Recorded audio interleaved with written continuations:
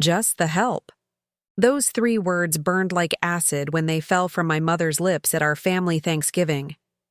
4 years of building my company from nothing, and Karen Wilson still introduced me to our relatives as if I was the caterer. Before we jump back in, tell us where you're tuning in from, and if this story touches you, make sure you're subscribed, because tomorrow I've saved something extra special for you. But when my business partner David walked through that door, the same man who'd just acquired my parents' failing company, I finally saw what shock looks like on a face that spent 50 years looking down on others. Sometimes the best revenge isn't planned. It's just good business.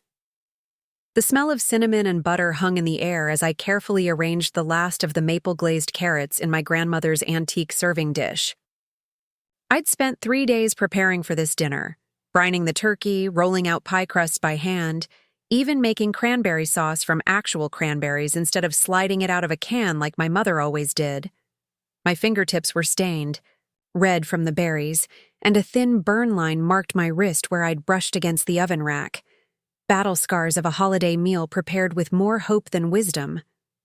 "Jessica, the turkey isn't going to carve itself," my mother's voice carried from the dining room, that familiar commanding tone that made my shoulders instantly tense.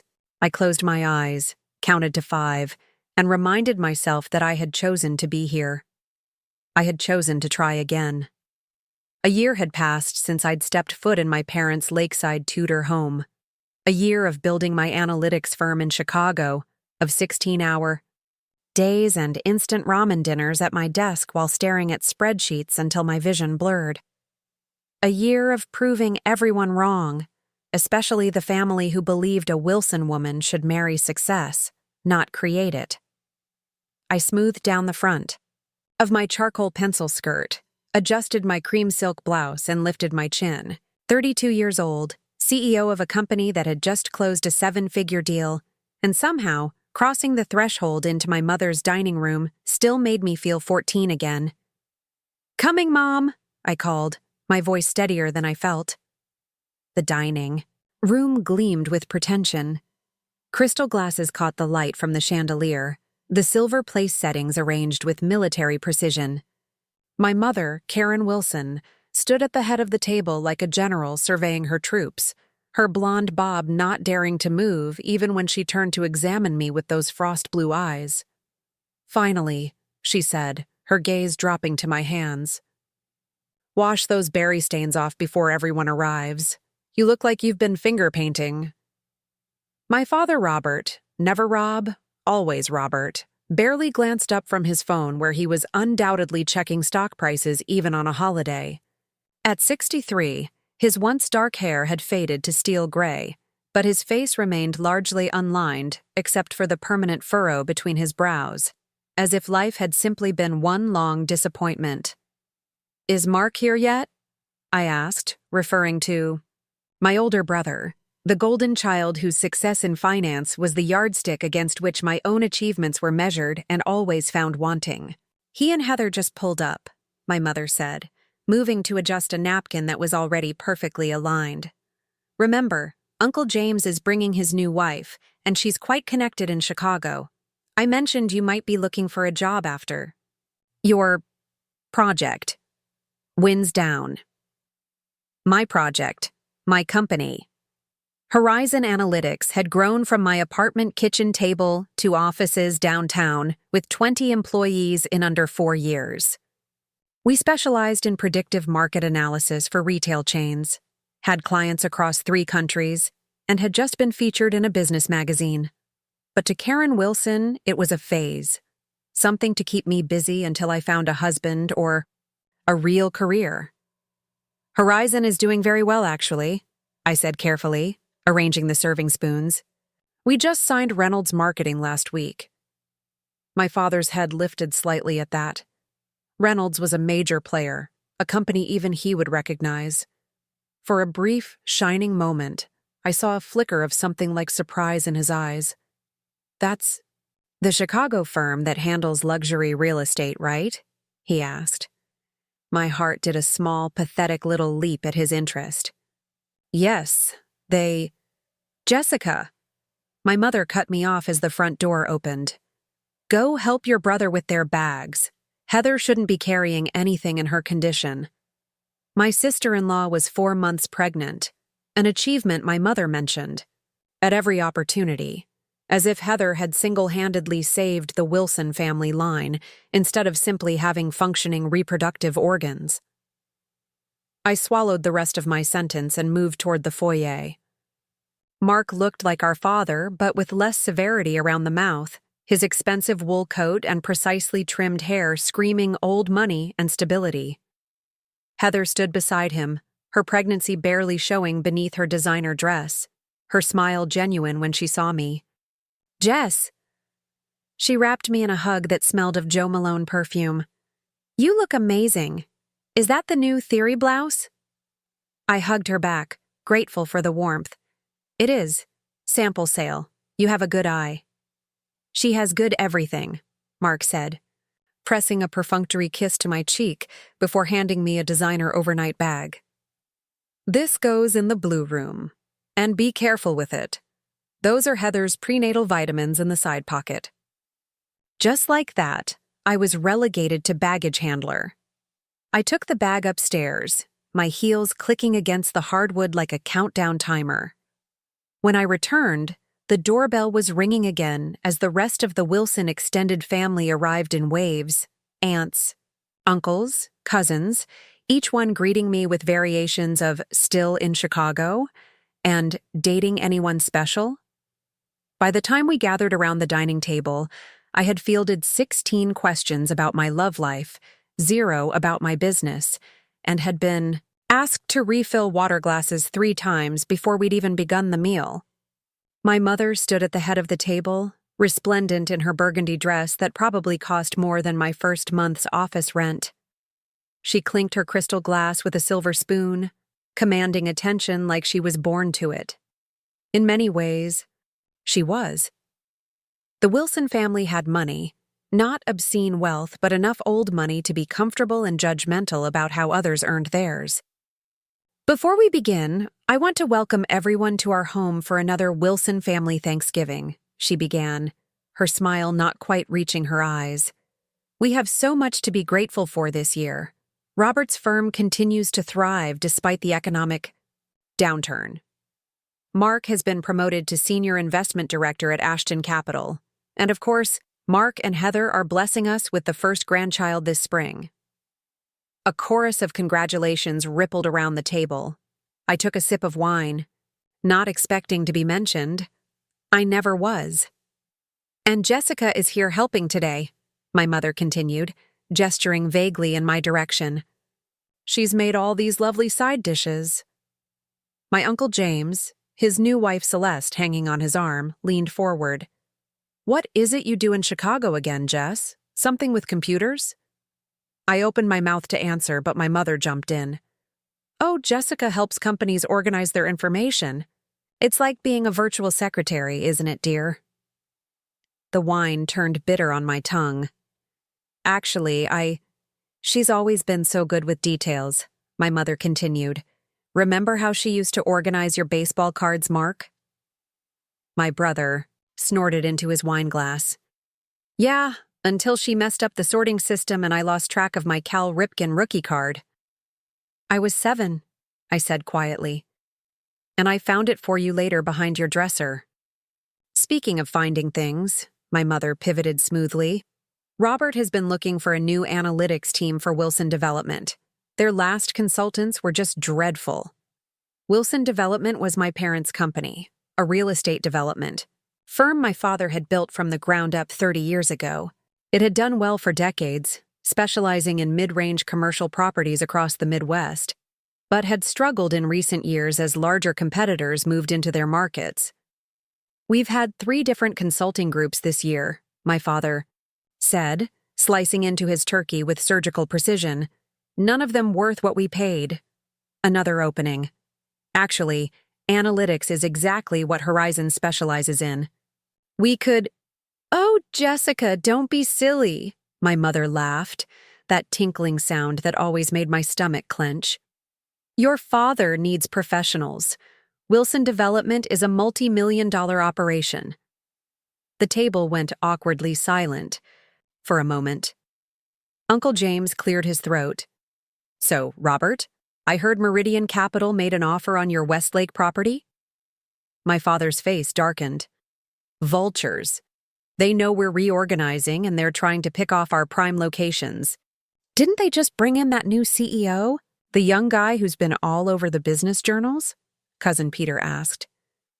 David Ramirez, my father said, the name coming out like something distasteful. 38 years old and thinks he knows more than people who've been in this business. For decades. Been making aggressive moves all over the Midwest.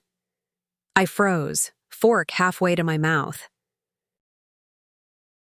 Preparing and narrating this story took us a lot of time, so if you are enjoying it, subscribe to our channel. It means a lot to us. Now back to the story. David Ramirez, my business partner. The brilliant strategist who'd approached me 18 months ago after seeing my market analysis presentation at a Chicago tech conference. The man who'd invested in Horizon when everyone else saw only risk. Who believed in my vision when my own family couldn't be bothered to understand it. The same David who had mentioned acquiring a Michigan-based development company last week, but hadn't specified which one. I'm sure he's just doing what any good businessman would, I said carefully. My father's gaze snapped to me. And what would you know about good business, Jessica? Your little venture doesn't exactly qualify you as an expert. The words stung, but I'd grown somewhat immune over the years. I'd learned to let the criticisms roll off like water, mostly anyway. Some still seeped through the cracks. Robert, my mother admonished gently, not at the table. As if her defense of me wasn't just another form of dismissal, as if she hadn't started it. The doorbell rang, slicing through the tension. Everyone paused, glancing around the table for missing faces. Are we expecting someone else? Mark asked. My mother frowned. No, everyone's here. I'll get it, I said quickly, grateful for the escape. I made my way to the front door, smoothing my hair out of habit. When I opened it, I nearly stumbled backward. David Ramirez stood on the porch, snowflakes dusting the shoulders of his charcoal overcoat, his dark eyes crinkling at the corners when he saw me. Surprise, he said with that slight smile that had graced more than one business magazine cover. I was in the neighborhood. David was not the kind of man who just happened to be in the neighborhood in Lakeside, Michigan, 3 hours from Chicago. At 6 feet tall with sharp features softened by perpetually amused eyes, David carried himself with the quiet confidence of someone who had built himself from nothing and knew exactly what he was worth. What are you doing here? I hissed, glancing back toward the dining room. You mentioned you were dreading this dinner, he said simply. Thought you might need reinforcements. David, you can't just... Jess? Who's at the door? My mother's voice carried down the hall. David's eyebrow lifted in that way that meant he was enjoying something just a bit too much. Before I could stop him, he stepped past me into the foyer. Mrs. Wilson, I'm David Ramirez. I hope you don't mind my intrusion, but I was meeting with some investors nearby and thought I'd stop to discuss our latest project with Jessica. My mother appeared in the hallway, her social mask sliding perfectly into place even as confusion flickered across her features. Mr. Ramirez, what an unexpected... Pleasure, you're a client of Jessica's? David's smile remained pleasant, but took on an edge I recognized from negotiations. Actually, Jessica and I are partners. Horizon Analytics is our company. The slight emphasis on our didn't escape my notice, or my mother's, judging by the way her eyes widened fractionally.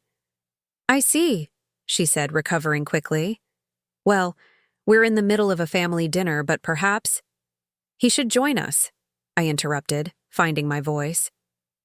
David's input on Dad's situation with Meridian might be valuable. My mother's lips thinned, but her ingrained social graces wouldn't allow her to turn away someone who was clearly successful. David's tailored suit and Patek Philippe watch sending all the right signals to her status-conscious mind. "Of course," she said with a tight smile. "I'll have Anna set another place." As my mother disappeared toward the kitchen to instruct our longtime housekeeper, I turned to David. "What are you really doing here?" I asked. His expression grew more serious. "Two things. First, I really did want to make sure you were okay. You've been dreading this dinner for weeks." He paused. "Second, I thought you should know before anyone else. The Meridian deal closed yesterday. We now own controlling interest in Wilson Development." The floor seemed to tilt beneath me.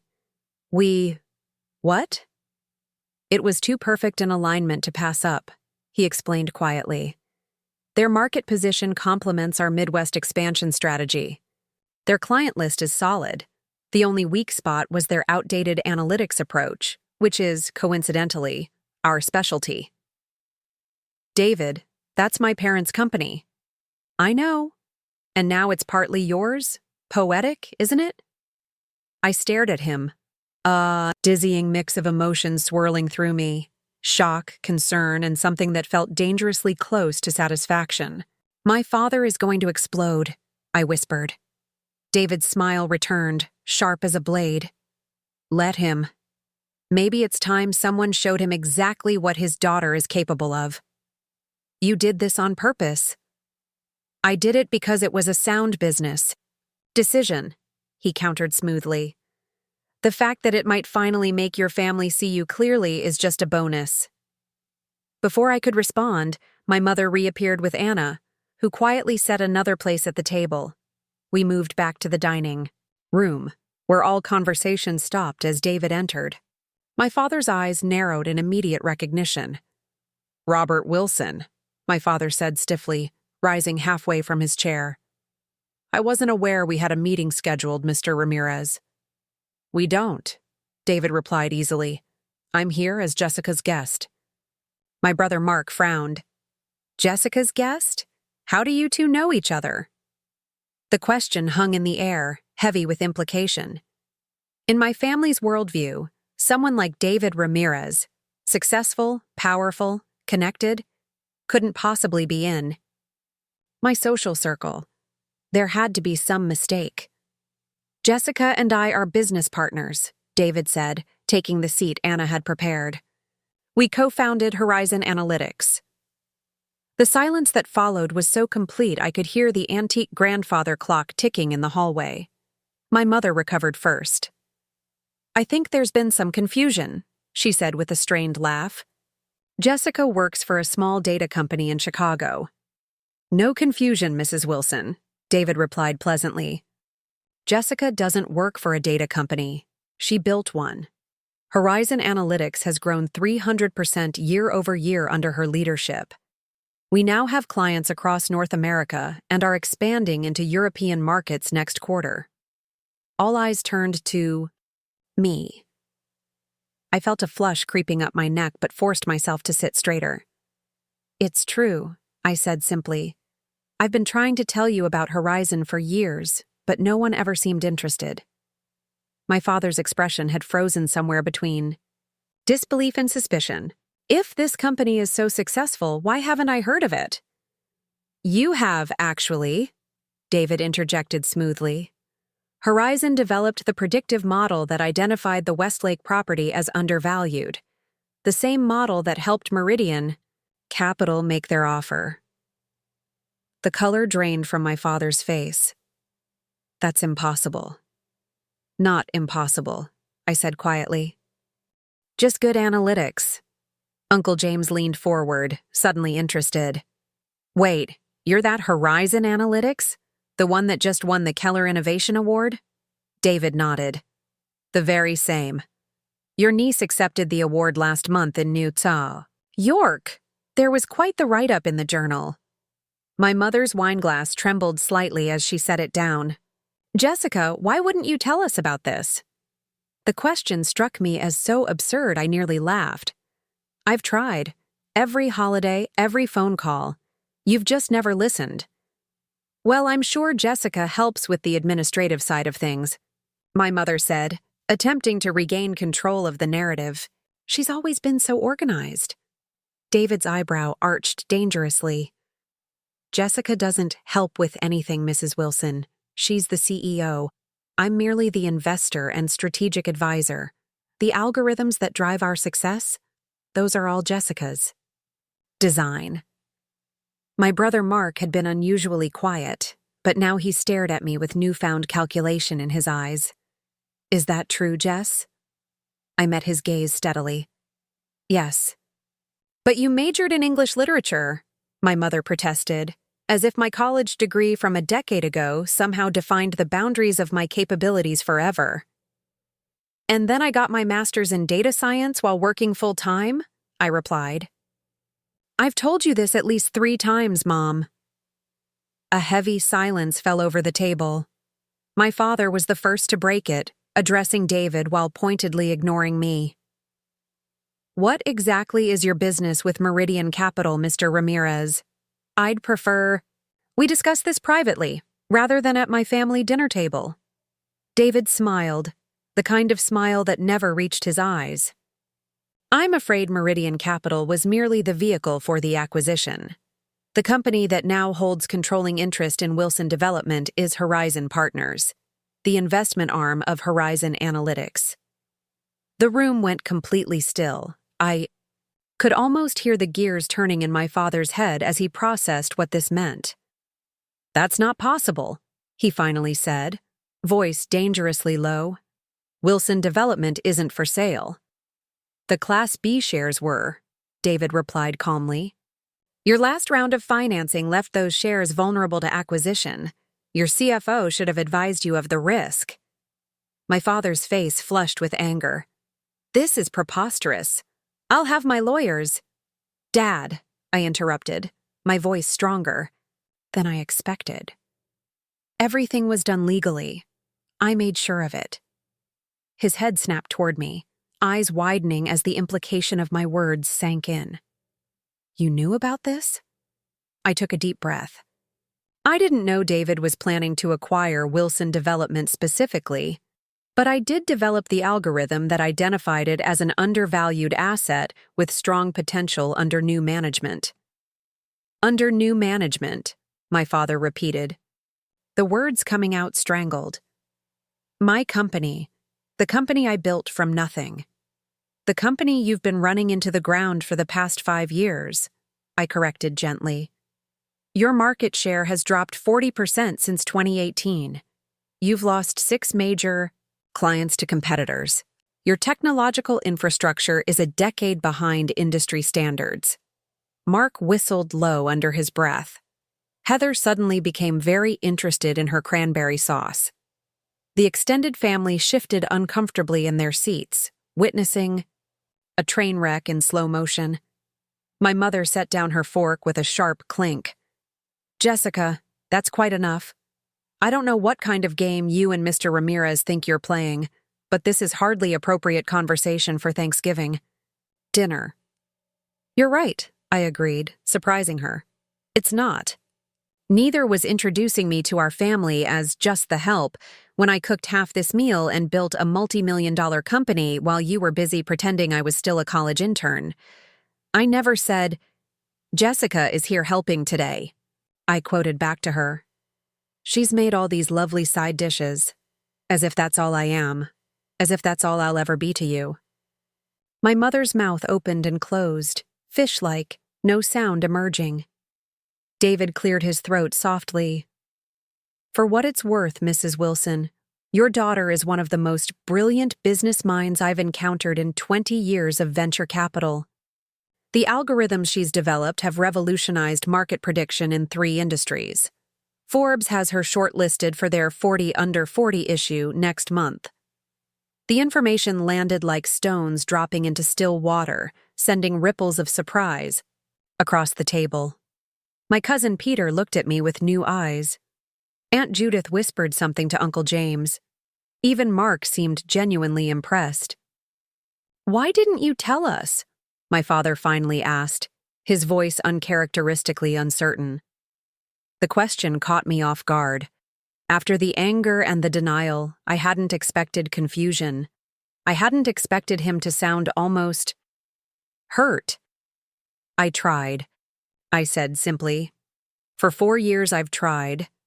But you and Mom had already decided what my story was going to be, and anything that didn't fit that narrative just didn't register. My mother's hand trembled slightly as she reached for her water glass. Surely that's not true. We've always supported you. No, I said gently. You've always tolerated me. There's a difference. The room fell silent again.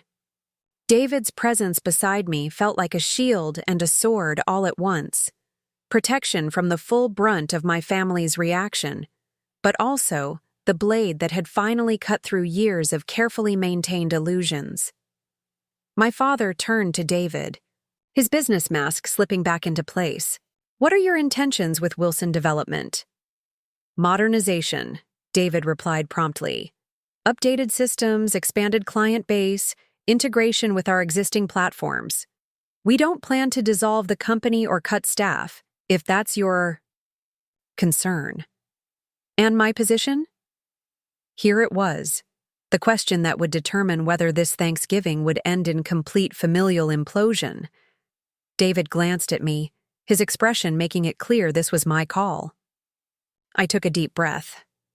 We'd like you to stay on as Chairman Emeritus, I said. Your experience and client relationships are valuable, but day-to-day operations will be overseen by a new management team. My father's jaw tightened. Reporting. To you? The question hung in the air, loaded with 32 years of expectations, disappointments, and misunderstandings. This moment, my father potentially having to answer to his little girl, was exactly what he had feared when I'd first mentioned starting my own company years ago. Reporting to the board, I clarified, of which I am a member. He nodded, slowly, processing. I could see him calculating, weighing his options, his pride against practical reality. You've been planning this, he said finally. No, I replied honestly. I never planned to acquire your company. I just planned to build something of my own, something you might eventually respect. Something flickered in his eyes then. Surprise, perhaps, or the first glimmer of understanding. All this time, my mother interjected, her voice faint, when we thought you were struggling with that little startup. I wasn't struggling, I said. I was succeeding. You just never asked.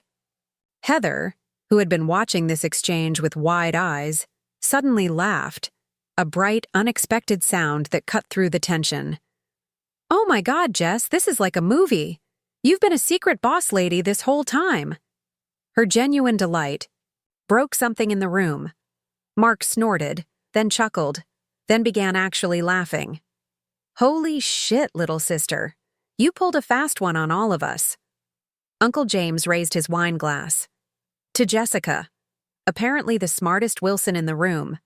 One by one, the extended family joined in the toast. Some genuine, some simply eager to move past the uncomfortable confrontation. My mother remained frozen, processing the seismic shift in her carefully ordered world. My father stared at me as if seeing me for the first time. David leaned over, his voice low enough that only I could hear. Still think coming was a bad idea? I didn't answer immediately. Instead, I looked around the table at my family, really looked at them. Not as the intimidating figures who had shaped my self-perception for decades, but as simply people.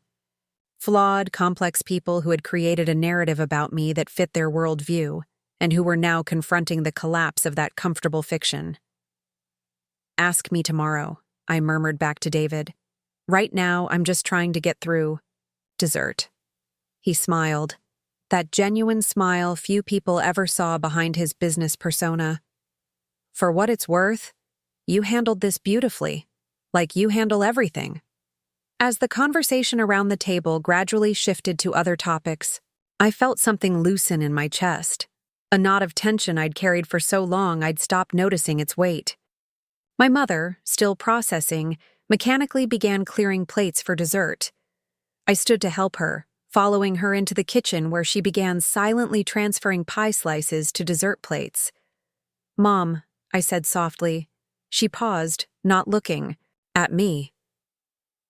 "All this time," she said again, "you've been successful. Actually successful." "Yes. And we never knew." "You never wanted to know," I corrected gently. "There's a difference."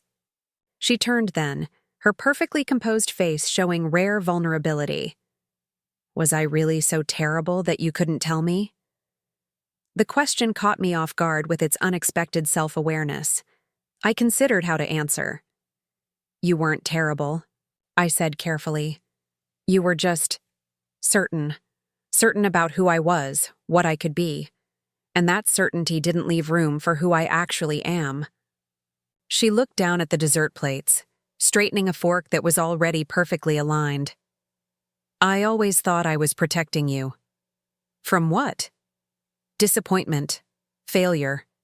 She hesitated. "The limitations I faced." And there it was, the thing we'd never discussed. My mother's own abandoned ambitions, sacrificed for marriage and family in an era when women were still expected to choose. "I didn't need protection," I said softly. "I needed belief." I stood in my childhood bedroom later that night, staring out the window at the snow-dusted oak tree I used to climb when hiding from family gatherings felt like the only option. The same pale blue walls surrounded me, though the space felt smaller, now constricting in a way that made my chest tight. My mother had kept everything exactly as I'd left it for college. The bookshelf with worn paperbacks arranged by color, the debate team trophies I'd once been so proud of, even the silly ceramic turtle collection from my awkward middle school phase. It was a museum to a person I no longer was, a person who had desperately wanted to belong in this house. I ran my fingers along the edge of the antique desk where I'd completed countless assignments, always striving for the perfect grade, the perfect essay, the perfect anything that might finally make my parents see me. Now, my laptop sat open on that same desk, the Horizon Analytics dashboard glowing with real-time data from clients across 3 continents. The irony wasn't lost on me, all those years of seeking validation, and when I finally earned success on my own terms, my family couldn't even recognize it. My phone buzzed with a text from David. "Crisis averted or nuclear fallout?" I smiled, despite myself. "Somewhere in between, radioactive, but not immediately lethal." "Need extraction?" I considered it. David had a suite at the Lakeside Grand Hotel downtown. I could easily escape, avoid the morning after awkwardness that would inevitably come with breakfast. But running away felt too much like admitting defeat. "Not yet," I replied. "Need to see this through." "Brave woman. Call if you need backup." I set the phone down and sat on the edge of the bed, exhaling slowly. The dinner had continued after our revelation, though the conversation remained stilted. My father had retreated into stony silence, while my mother fluttered around with forced cheerfulness that fooled absolutely no one. Mark had watched me with newfound curiosity, as if recalculating everything he thought he knew about his little sister. The extended family had been torn between shock at the Wilson hierarchy being upended and the delicious gossip they'd undoubtedly spread through the entire Michigan Country Club circuit by Christmas. Only Heather had seemed genuinely pleased, cornering me as guests were leaving to whisper, "This is the best Thanksgiving drama ever. Way better than when Uncle James got drunk and fell into the pool last year." A soft knock interrupted my thoughts. I hesitated, then called, "Come in." The door opened to reveal my father, still in his dress shirt, but with the tie removed and collar unbuttoned. He looked older in the dim light, the lines around his eyes deeper than I remembered. "May I?" he asked, gesturing to the room. I nodded, staying seated on the bed as he entered and closed the door behind him. He stood awkwardly for a moment, then took the desk chair, turning it to face me. Your mother's gone to bed, he said, as if that explained his presence. Dad, if this is about the acquisition, he held up a hand. Not yet. That's business. We'll discuss it tomorrow. He paused, looking around the room. I realized something tonight. I don't know you at all anymore, do I? The question caught me off guard. I'd expected anger, accusations, perhaps even threats of legal action, not this quiet admission.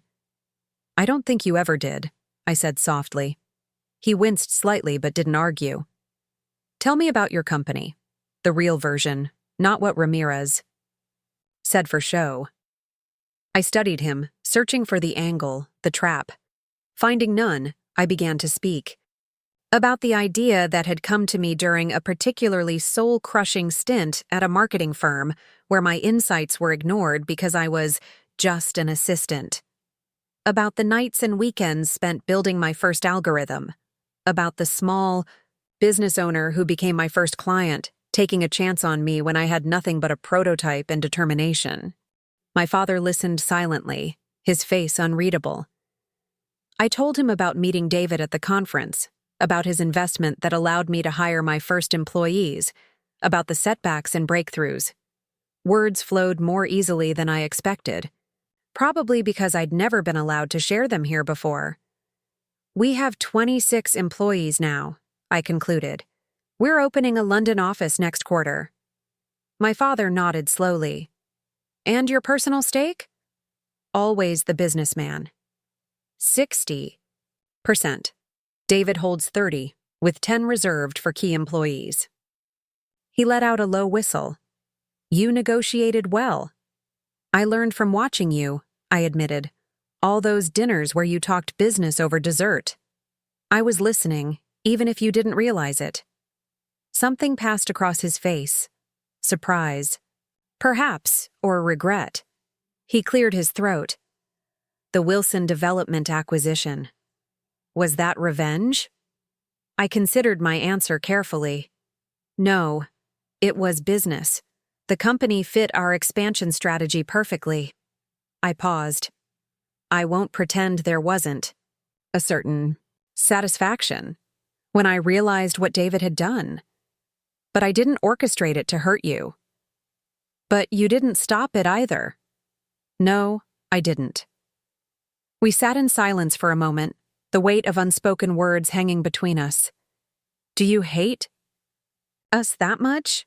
He finally asked, his voice unusually vulnerable. The question pierced something in me, deflating the righteous anger I'd carried for years. I don't hate you, Dad. I just stopped expecting anything from you. There's a difference. He nodded slowly, his gaze dropping to his hands. They were business hands, manicured nails, no calluses, a heavy signet ring on his right pinky that had been passed down through 3 generations of Wilson men. Your mother and I, he began, then stopped, collecting his thoughts. We had certain expectations, for both you and Mark. I know. He met them. I didn't. He followed the path we set, my father corrected. You created your own. That's harder. More impressive, if I'm being honest. I stared at him, wondering if I'd misheard. My father, Robert Wilson, who measured success in country club memberships and client lists, was admitting my unconventional path might actually be worthy of respect. I never wanted to run Wilson Development, I said cautiously. I know. I always thought that was because you lacked ambition. He gave a humorless laugh. Turns out you just had different ambitions. The admission, small as it was, felt monumental. Like the first brick being removed from a wall I'd been throwing myself against for years. What happens now? I asked. My father straightened, some of his usual authority returning to his posture. Tomorrow we talk business, properly. You, me, and Ramirez. No emotion, just facts. And tonight? He stood, pushing the chair back to its place at the desk. Tonight, I go to bed, knowing my daughter outmaneuvered me. A ghost of a smile touched his lips. That's worth something, at least. He moved toward the door, then paused with his hand on the knob. "For what it's worth, Jessica. I'm sorry we didn't see what was right in front of us." Before I could respond, he was gone, the door clicking shut behind him. I fell back onto the bed, staring at the ceiling, feeling strangely hollow. This wasn't how I'd imagined confronting my family would feel. There was no triumphant victory, no satisfying destruction of their illusions about me. Just a quiet, uncomfortable recognition of all the years we'd misunderstood each other. My phone buzzed again. David, checking in. I ignored it for now, needing the silence to process. The revelation at dinner had changed something fundamental, but I wasn't naive enough to believe one dramatic moment could heal decades of dismissal and disappointment. My mother would likely wake tomorrow still seeing the daughter she'd decided I was, not the woman I'd become. My father might respect the businesswoman now, but that didn't mean he would ever understand me as a person. And yet, something had shifted. A possibility existed now that hadn't before. Not reconciliation exactly, but perhaps recognition. The faintest outline of a bridge across a chasm I'd long ago accepted as uncrossable. I got up and moved to the window, watching snowflakes drift lazily past the streetlights. For the first time in years, I allowed myself to feel the full weight of what I'd been carrying, the hurt of being unseen, the exhaustion of fighting for legitimacy, the loneliness of cutting myself off from my family to preserve my sense of self. Morning came too quickly, pale winter light filtering through curtains I hadn't bothered to close. I'd slept fitfully, waking often to the strange dissonance of being in my childhood bed, while my adult life had just collided catastrophically with my family's perception of me. I checked my phone. 2 more texts from David confirming our meeting with my father at 10 a.m., and a surprising one from Mark. Breakfast? Just us. 7:30 at Millie's Diner. Mark and I hadn't done just us anything in years. Curious, I texted back my agreement and quietly got ready, slipping out of the house before my mother's usual 7 a.m. appearance in the kitchen. Millie's was a lakeside institution, a chrome and vinyl throwback that had somehow survived the invasion of trendy brunch spots. Mark was already there when I arrived, sitting in a corner booth and looking incongruously formal in his cashmere sweater among the weekend crowd of flannel and denim. "You came," he said, seeming genuinely surprised as I slid into the seat across from him. "You asked," I replied simply. A waitress appeared with coffee, clearly having already taken Mark's order.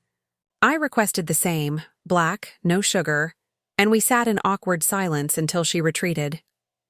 "So," Mark finally began, "you're a millionaire." I nearly choked on my coffee. "What makes you think that?" "Basic math. If what your partner said is accurate about Horizon's growth and you own 60%. He shrugged. "I'm a financial advisor, Jess. It's what I do." "We're doing well," I conceded. "But most of my equity is still on paper." He nodded, accepting this. "Why didn't you tell me?" "Would you have believed me if I had?" He had the grace to look slightly embarrassed. "Probably not without proof." Exactly. And I was tired of trying to prove myself to this family. The waitress returned with plates of eggs and bacon. I hadn't realized Mark had ordered food for me, and the presumption irritated me. But it was also such a big brother thing to do that I found myself softening despite myself. "Mom's freaking out," he said, cutting into his eggs. "I don't think she slept." "That makes 2 of us." "Dads." Mark searched for the word. "Different." Almost impressed, I think. In his own way. I pushed my eggs around the plate. "He came to talk to me last night." Mark's eyebrows shot up. "Seriously? What did he say?" "That he didn't know me. That he was sorry they didn't see what was in front of them." I shrugged. It was unexpected. Mark studied me across the table. "You've changed, Jess. And I don't just mean the success. You're different. I grew up. I got away from people who made me feel small. He winced. I was one of those people, wasn't I? I could have softened it, could have protected his feelings like I'd done so many times before. Instead, I met his gaze directly. Yes, you were. To my surprise, he nodded, accepting this. I've been thinking about that all night. About how I never once asked what you were really doing in Chicago. Just assumed it wasn't important because Mom and Dad didn't talk about it. It was easier to believe what they believed. It was, he agreed, and that's on me. He set down his fork. For what it's worth, I'm impressed as hell, little sister.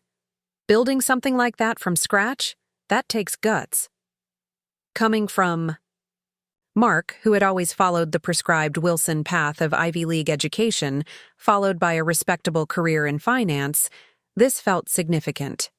I couldn't remember the last time he'd expressed genuine admiration for anything I'd done.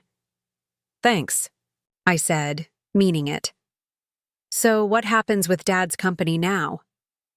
I sipped my coffee, considering. Modernization, primarily. New systems. Expanded client base. Dad stays on as chairman emeritus. And you? Will you run it? No. I'll remain on the board, but Wilson Development will operate as a subsidiary, with its own management team. I paused. This isn't a hostile takeover, Mark. It's a strategic acquisition. The company needed help. He nodded slowly. Dad would never admit it, but you're right. They've been struggling for years. Too stubborn to change with the times. A small smile crossed his face. Kind of ironic that it's you coming to the rescue. The daughter he never thought had a head. For business.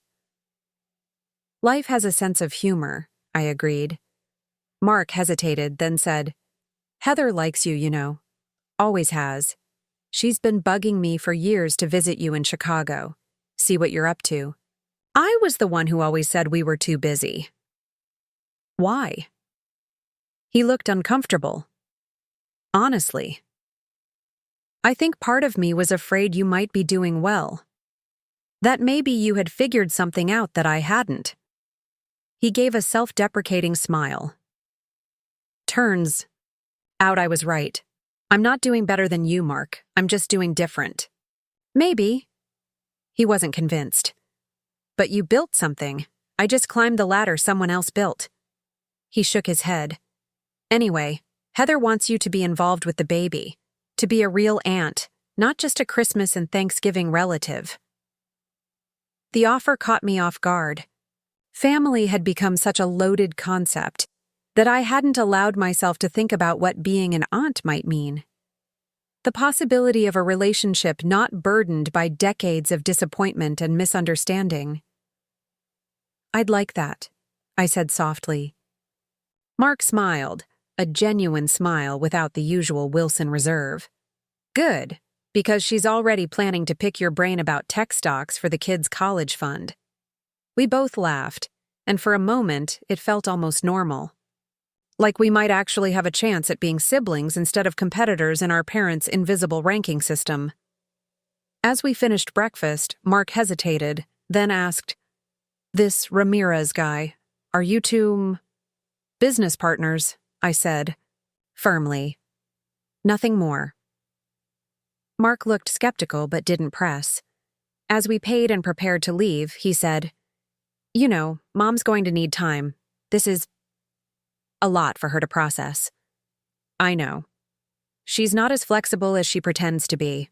Her world is very ordered. You just rearranged all the furniture. I smiled at the analogy. I know that too. But she'll come around, he added, surprising me. She doesn't have a choice if she wants you in her life, and despite everything, I think she does. We walked back toward the house together through the light morning snow, our breath clouding in the cold air. It wasn't resolution. Too much had happened for that.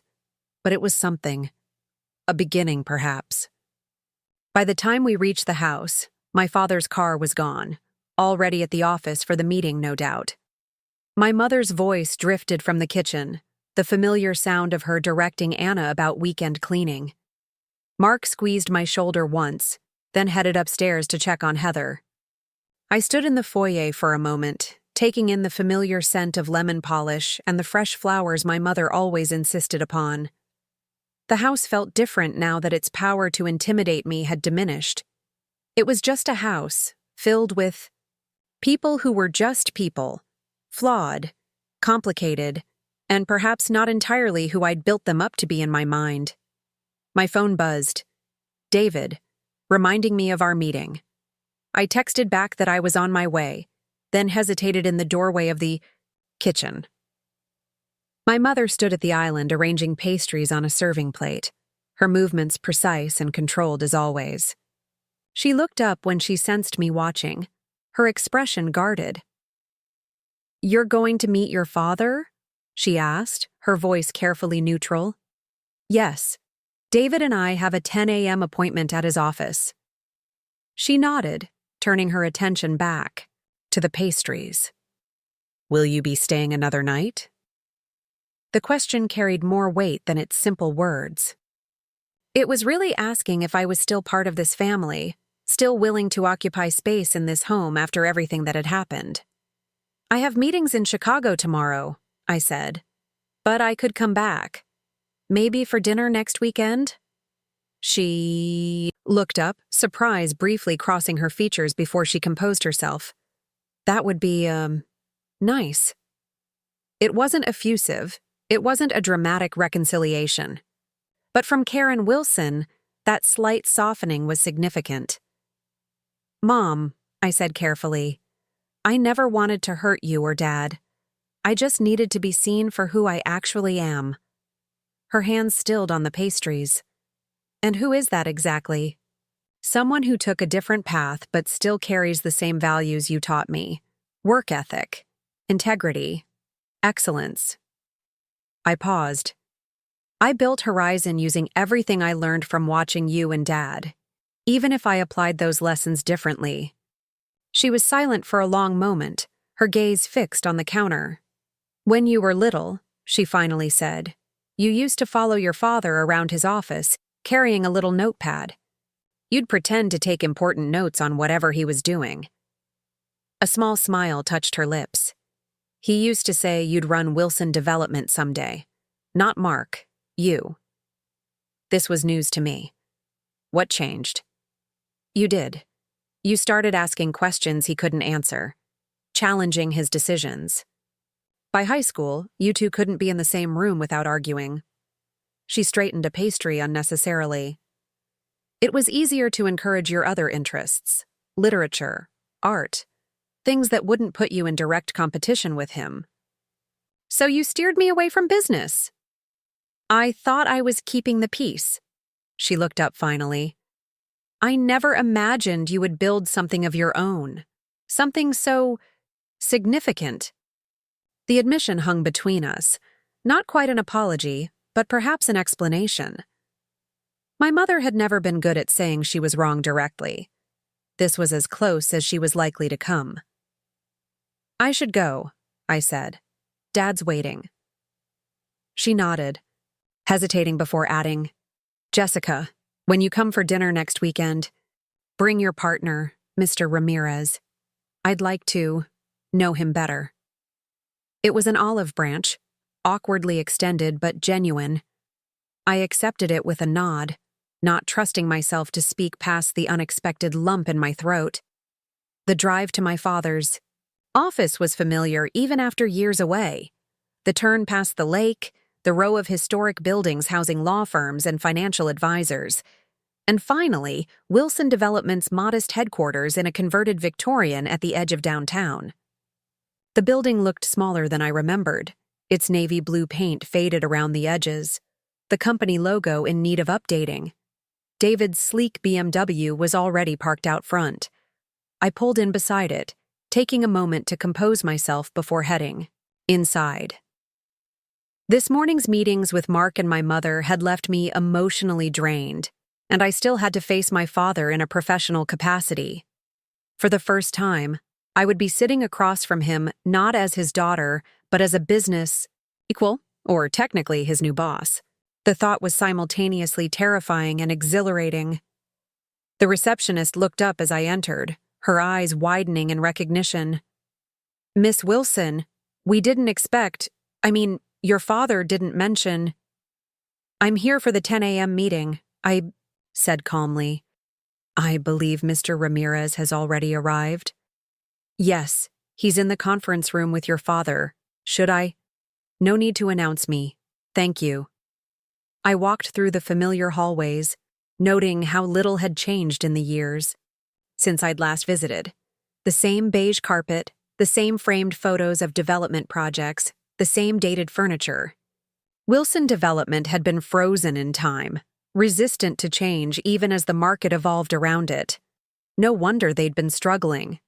As I approached the conference room, I could hear voices, my father's deep rumble and David's measured tones.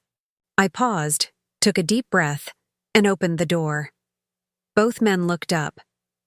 David, impeccable as always in a charcoal suit, gave me a subtle nod. My father sat at the head of the table, a position he'd occupied for 3 decades. Various documents were spread between them.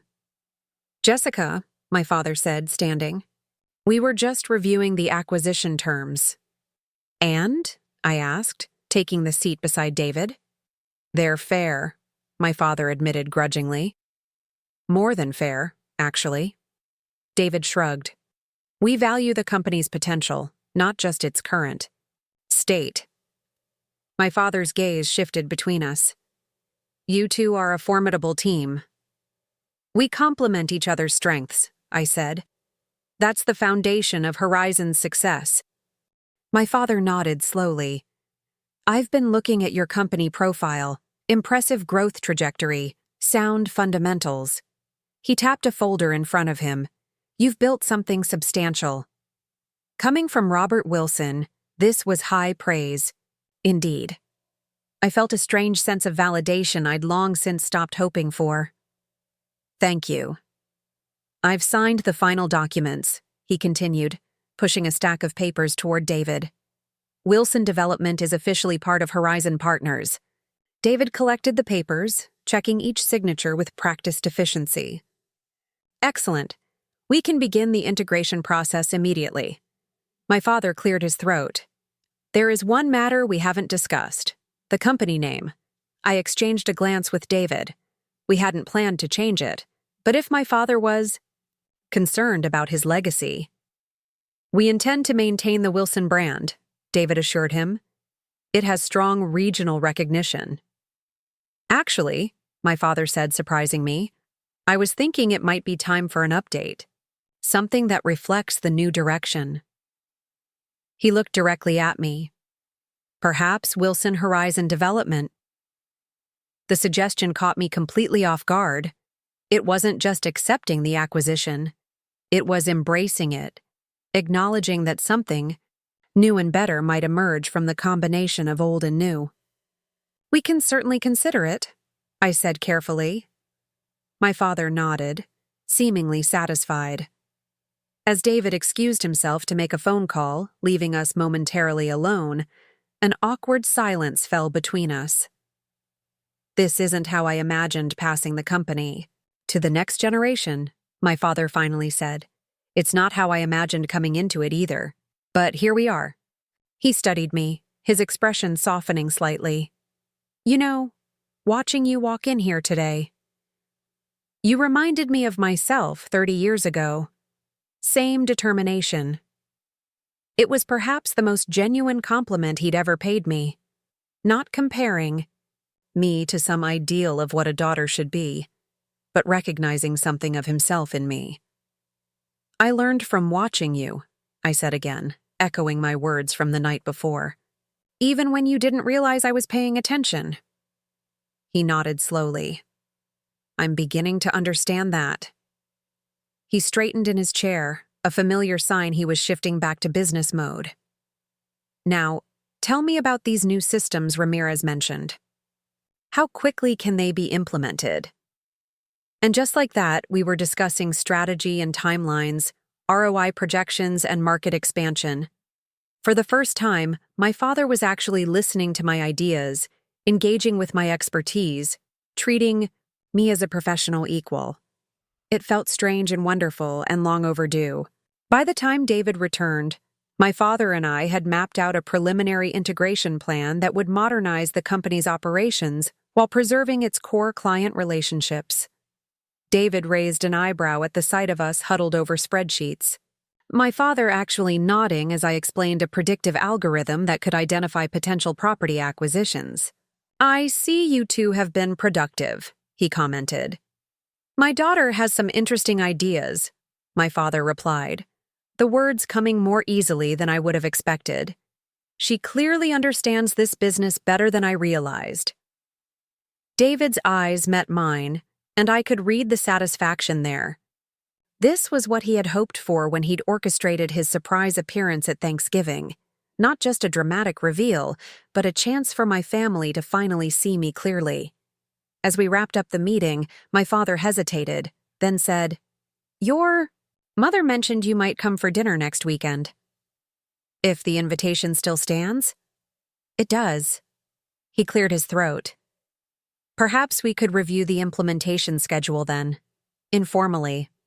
It was his way of ensuring we would continue this new professional relationship, of creating a reason for me to return that didn't require acknowledging the deeper family dynamics at play.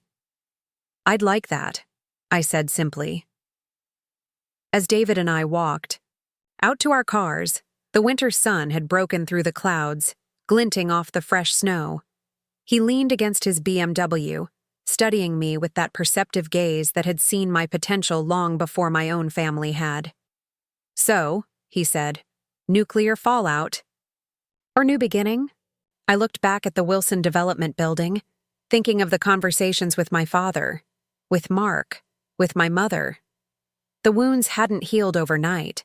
The misunderstandings and dismissals of years couldn't be erased by one dramatic moment. But something had shifted, creating space for a different kind of relationship, one based on who we actually were, not who we'd expected each other to be. "Neither," I answered. "More like a reset." David nodded, understanding. "Those can be more valuable than people realize." I smiled, feeling lighter than I had in years, especially when they're long overdue.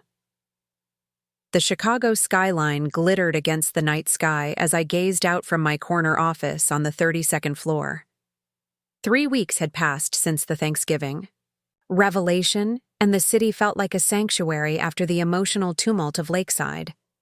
Here, among the glass and steel, I was Jessica Wilson, CEO of Horizon Analytics, not someone's disappointing daughter or overlooked sister.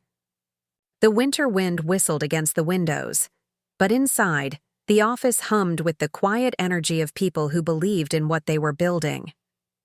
"Still here?" David's voice came from the doorway. He leaned against the frame, jacket discarded, sleeves rolled up, looking more relaxed than he had in days. "It's almost 10.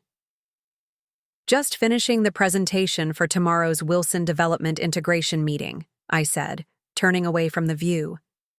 And thinking. Dangerous pastime. He crossed to the small sitting area in the corner of my office, dropping into one of the leather chairs. "About your family?" I nodded, joining him. "They've been different since Thanksgiving. Dad calls almost daily to discuss company matters. Mark texted me ultrasound pictures yesterday." "And your mother?" I hesitated. "She sent flowers to the office, with a note saying she was proud of me." David raised an eyebrow. "The fearsome Karen Wilson, expressing pride?" "I know. I checked for signs of alien abduction." I smiled, but the joke felt hollow. The truth was, my mother's gesture had left me off balance, unsure how to respond to this unfamiliar version of our relationship. "Are you ready for this weekend?" David asked. "The dinner?" I'd been avoiding thinking about it too directly. The planned family dinner at my parents' house, the first since Thanksgiving, loomed like an approaching storm, equal parts promise and threat. As ready as I'll ever be. I leaned back in my chair, suddenly tired. Though I'm starting. To think we need a new metaphor for my family situation. Walking on eggshells feels too gentle for whatever this is. Negotiating a hostage situation? While disarming a bomb? David laughed, then grew more serious. You know, you don't have to go. You've made your point. They know what you've accomplished now. It's not about making a point anymore. I struggled to articulate the complex emotions driving me back to Lakeside. It's about figuring out if there's anything worth salvaging, now that the pretense is gone. He studied me with that penetrating gaze that saw too much. And if there isn't, then at least I'll know I tried. I straightened, changing the subject. I've been meaning to ask, why did you really come to Thanksgiving? The truth this time. David was silent for a moment, considering. 2 reasons. First, I genuinely wanted to see you stand in your power with the people who had dismissed you. You've built something extraordinary, Jess, and watching you downplay it for their comfort was frustrating. And the second reason? A slight smile touched his lips. I wanted to see their faces when they realized who you really are. Call it petty, but after everything you've told me about them over the years, I thought they deserved a moment of reckoning. It was certainly that, I acknowledged, though I'm not sure if it changed anything fundamental or just forced them to update their perception of me. Sometimes that's enough. David stood, stretching slightly. Don't stay too late. The integration will still be there in the morning. After he left, I turned back to the window, watching the headlights trace patterns on the streets below. David was right about one thing. I didn't have to go back to Lakeside. I could continue building my life and company here, letting the fragile new connections with my family wither from neglect. It would be easier, certainly. Safer. But something pulled me back. Not the desperate need for validation that had driven me before, but a quieter curiosity about who we might become to each other now that the old scripts had been shattered. Friday evening found me on the familiar drive to Lakeside, snow falling in fat, lazy flakes that melted on the windshield. I'd opted to drive rather than fly, using the 3 hours to prepare mentally for whatever awaited me. The integration. Planning for Wilson Development had provided a convenient business reason for the visit, but we all knew this dinner was about more than corporate strategy. As I turned onto the tree-lined street where I'd grown up, my phone rang through the car's speakers. Heather's name appeared on the dashboard display. Hey, I answered. Everything okay?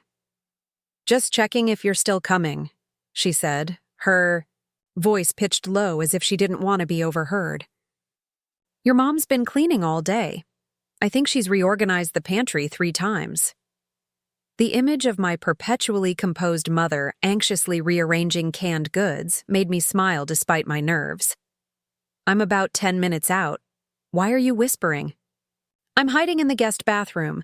Mark and your dad are having some intense conversation about the company transition. I needed a break from all the testosterone and stock market talk.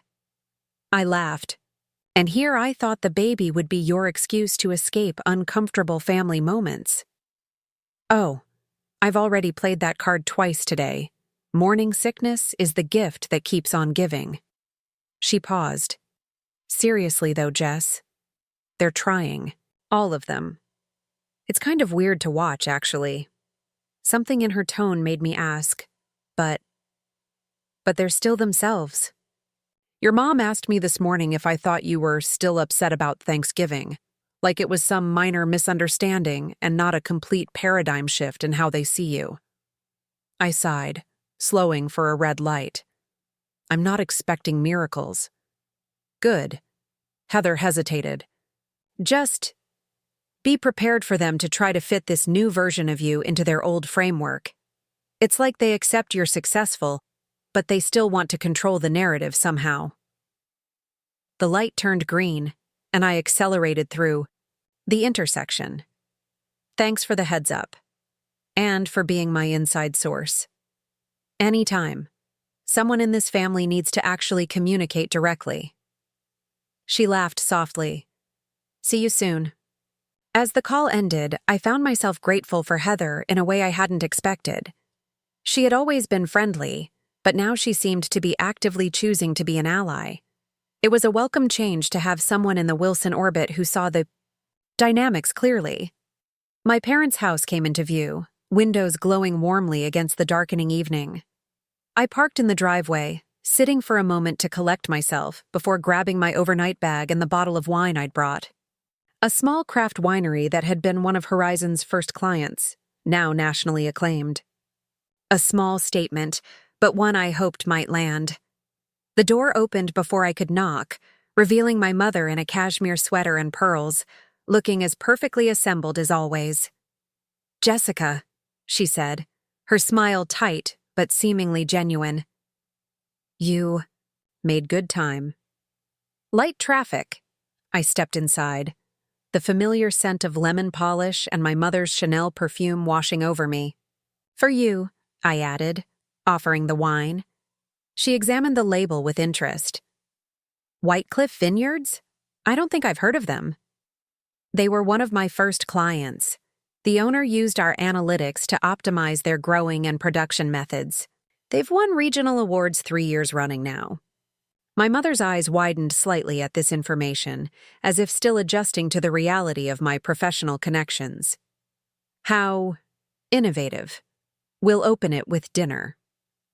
The house looked exactly as it always did, meticulously decorated. Not a cushion out of place. Yet something felt different. Perhaps it was just me, seeing the space through new eyes now that it had lost some of its power to intimidate.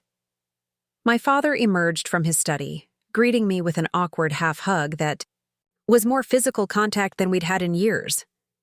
Jessica, good to see you. You too, Dad. I've been reviewing the preliminary integration report. Impressive work. He gestured toward his study. I've made some notes I'd like to discuss before we implement Phase 2. Robert, my mother, interjected. Business can wait until after dinner. Jessica's just arrived. The fact that she was intervening to delay business talk, usually the only conversation my father valued, was so unexpected that both my father and I stared at her. Of course, he finally said. Tomorrow will be soon enough.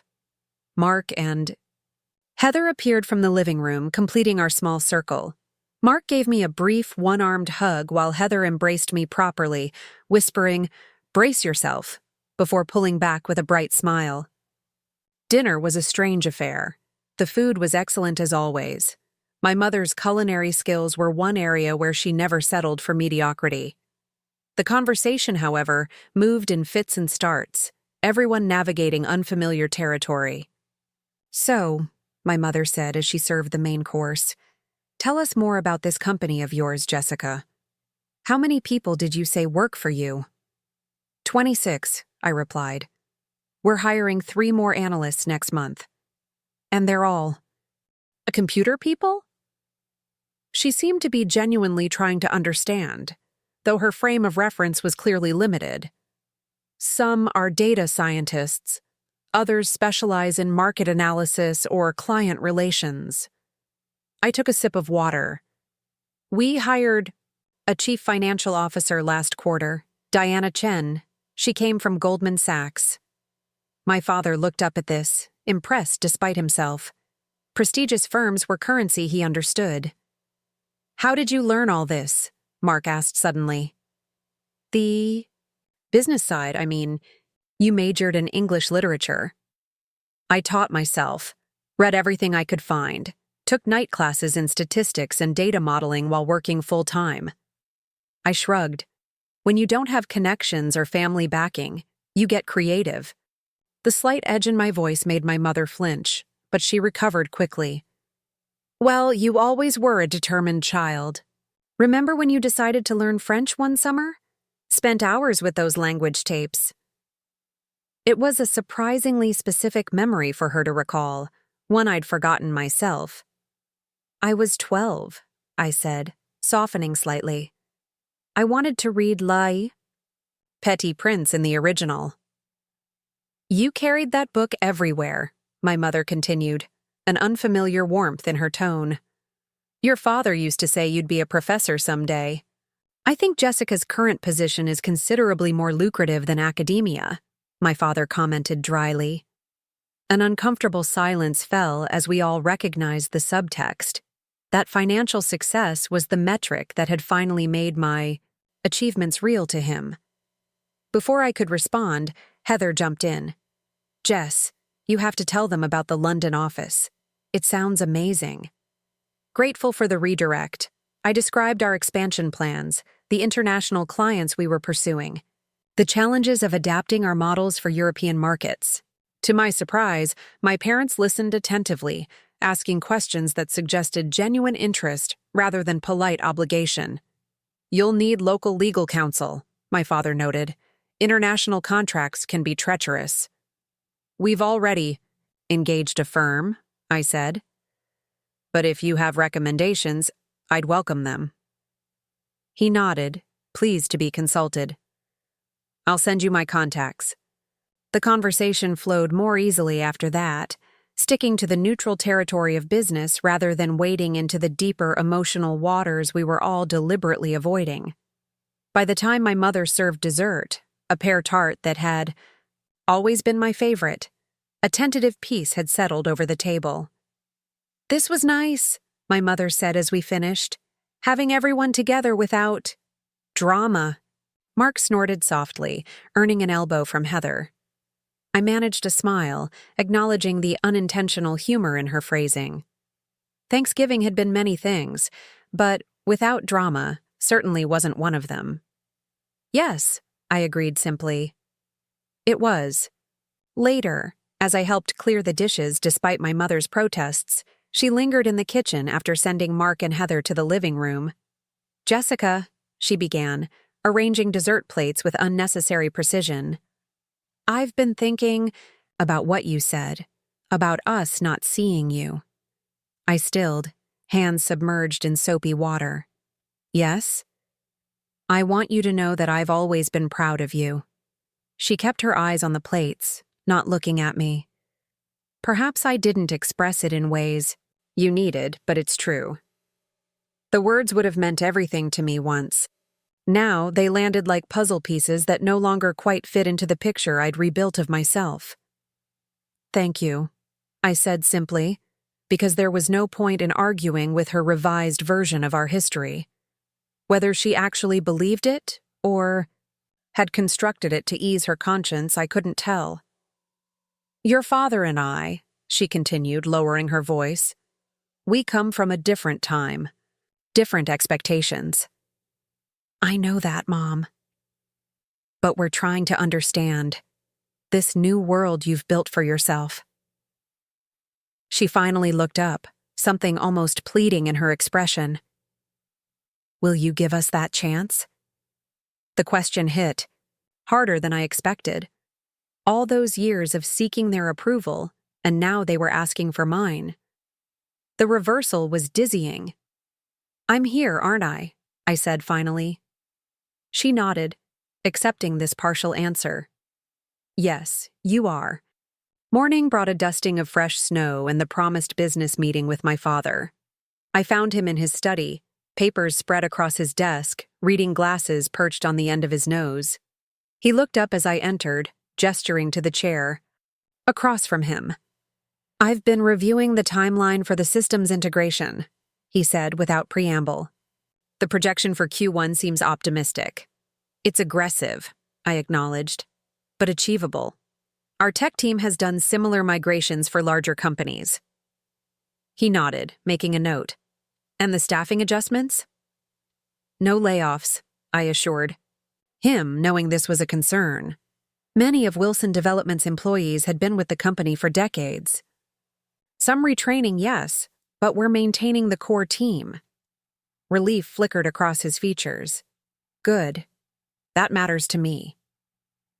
We spent the next hour discussing specifics, client retention strategies, marketing plans, reorganization of the management structure. It was the most productive conversation we'd ever had, unmarred by the dismissiveness that had characterized his previous responses to my ideas. As we finished, he sat back, removing his glasses. "You've thought this through. Carefully." "I have. The company will be stronger for it." He hesitated, then added, "Though it's not easy watching someone else take control of something you've built." It was the closest he'd come to expressing vulnerability about the transition. "I understand that, but this isn't about erasing what you created, Dad. It's about evolving it." He studied me for a long moment. "You know, when David Ramirez first approached us with an acquisition offer 6 months ago, I turned him down flat. This was news to me. David tried to acquire Wilson Development before Thanksgiving?" My father nodded. "He was persistent, kept increasing the offer, suggesting ways we could benefit from the partnership. I refused to even consider it." A rueful smile touched his lips. "I had no idea he was connected to you." "Neither did I admitted. "He never mentioned approaching you." "Would it have changed anything if you'd known?" I considered the question carefully. I might have tried to facilitate the conversation, but the outcome would have been the same. Horizon needed Wilson Development's market position, and Wilson Development needed our technology. "Ruthlessly practical," my father observed, though there was no judgment in his tone. "You really are my daughter." The words hung between us, an acknowledgement rather than the comparison it might once have been. For the first time, he seemed to see the similarities between us as a connection rather than a threat. "There's something else we should discuss," he said, reaching for a folder on his desk. "The company transition has made me think about other matters of succession."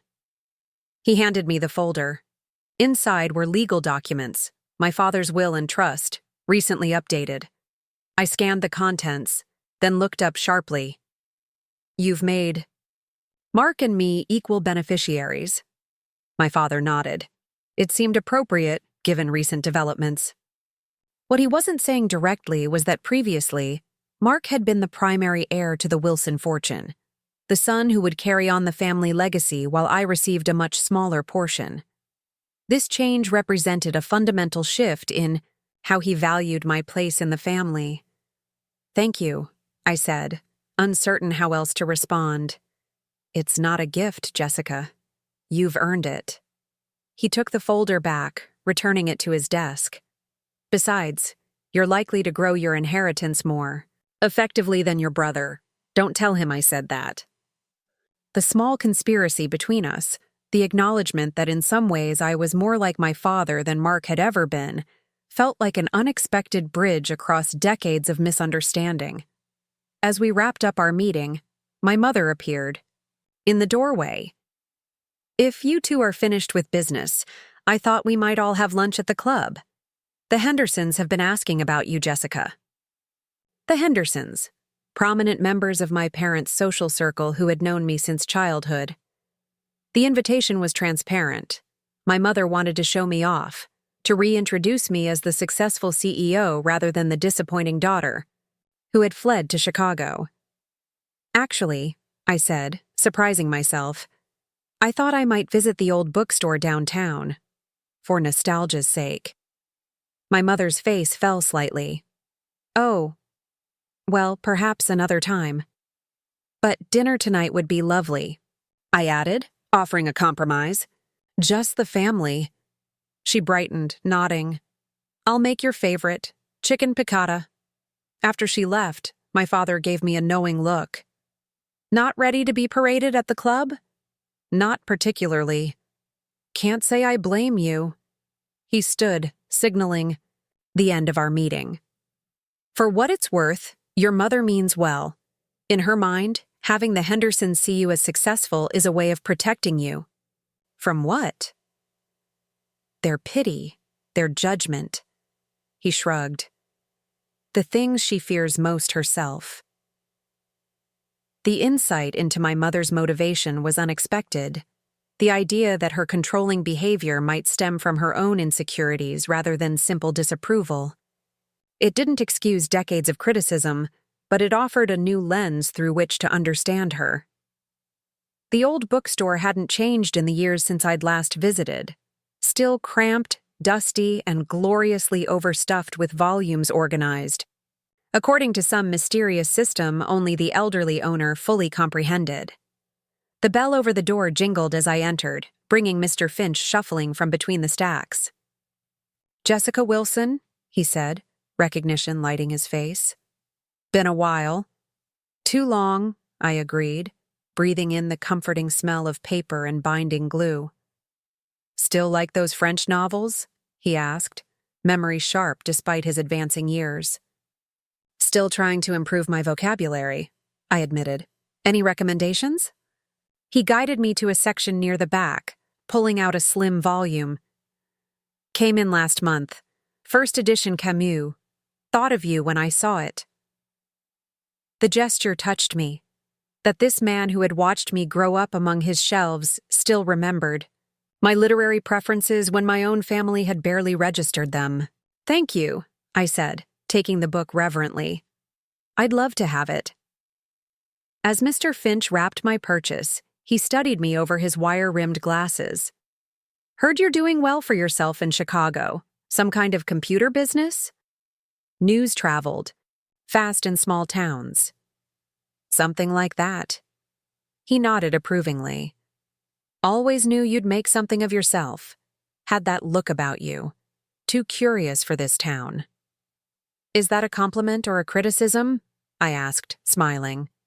"Bit of both, maybe." He handed me the wrapped book. "Lakeside has its charms, but it can be a cage for certain minds. Yours was always too big for the space they tried to give it." The casual wisdom of his observations stayed with me as I wandered through the familiar streets of my hometown.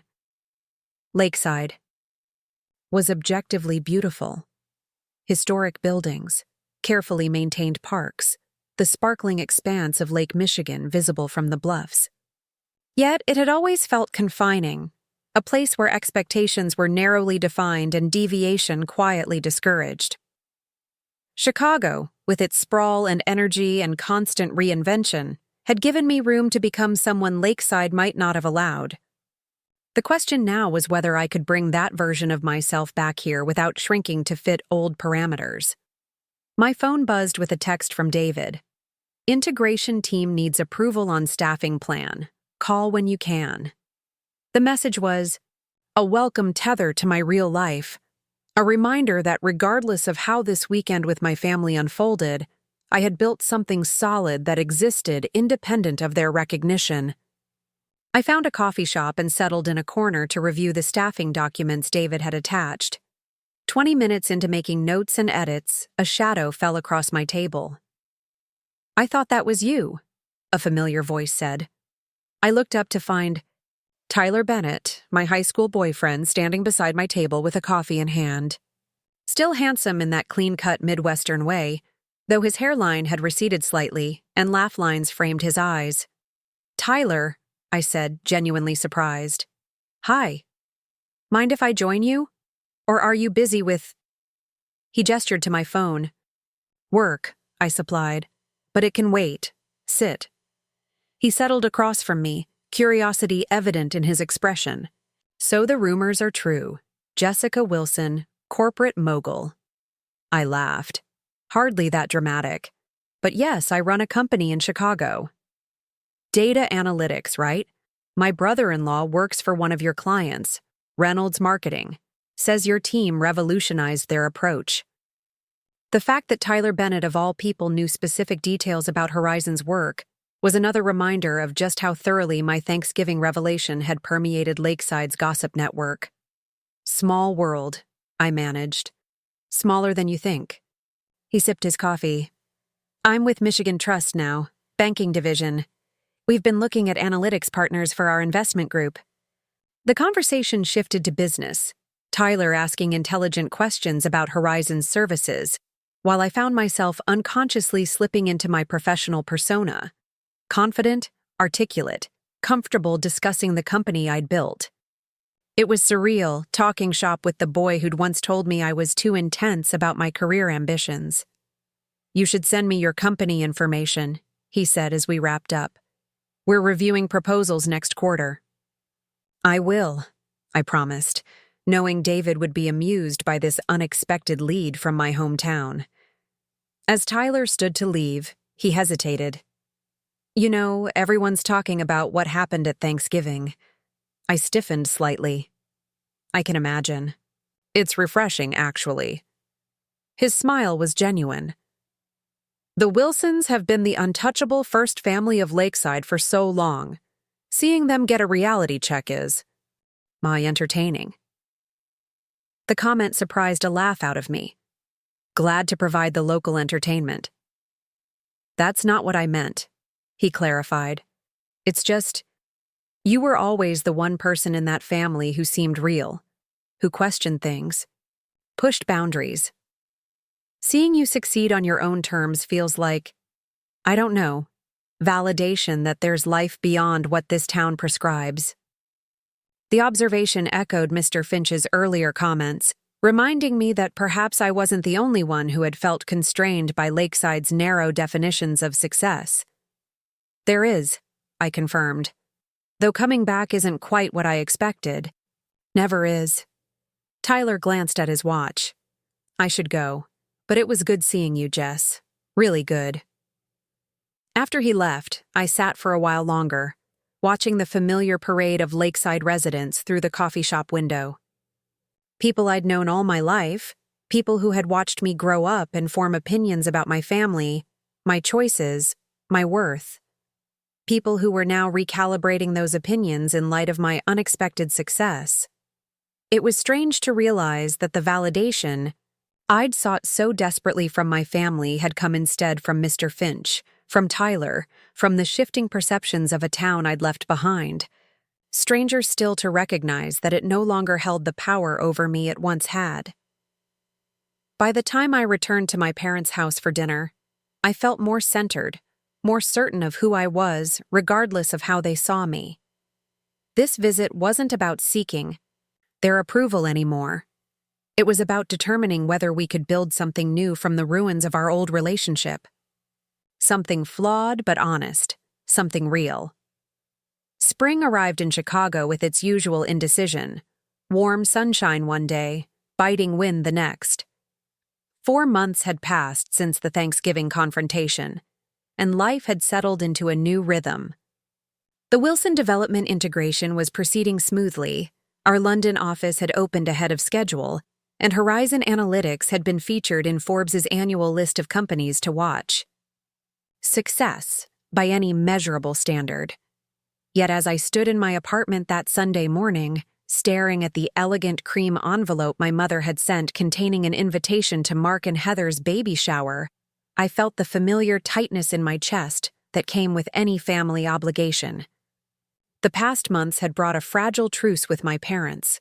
Regular calls with my father about business matters, stilted but civil conversations with my mother, monthly visits to Lakeside that grew marginally less awkward each time. Progress, certainly. But beneath the surface, politeness ran currents of unresolved tension, conversations we still carefully avoided, wounds that had scabbed over but never truly healed. My phone buzzed with a text from David. "Decision on the Turner contract?" I welcomed the distraction, typing back, "Green light. Let's proceed." 3 dots appeared, then, "Dinner tonight? New Japanese place on Michigan?" I smiled despite myself. David's casual invitations had become more frequent lately, blurring the lines between our professional and personal relationships in ways that both intrigued and unsettled me. We'd always had an easy rapport, but something had shifted after Thanksgiving, a new awareness of each other beyond business partners. "Can't," I replied. "Flying to Michigan tomorrow. Need to prep." The baby shower wasn't until next weekend, but I'd scheduled meetings with Wilson Development's management team and a potential new client in Lakeside. Business provided a convenient framework for these visits, a neutral territory where I could engage with my family without the raw vulnerability of purely personal interaction. My phone rang. David, ignoring my implied rejection. "The Turner contract isn't until Wednesday," he said when I answered. "And I know your presentation for Wilson Development is already perfect because you've revised it 4 times. Keeping track of my work habits now?" I asked, unable to keep the smile from my voice. "Someone has to make sure our CEO occasionally leaves the office." His tone shifted, growing more serious.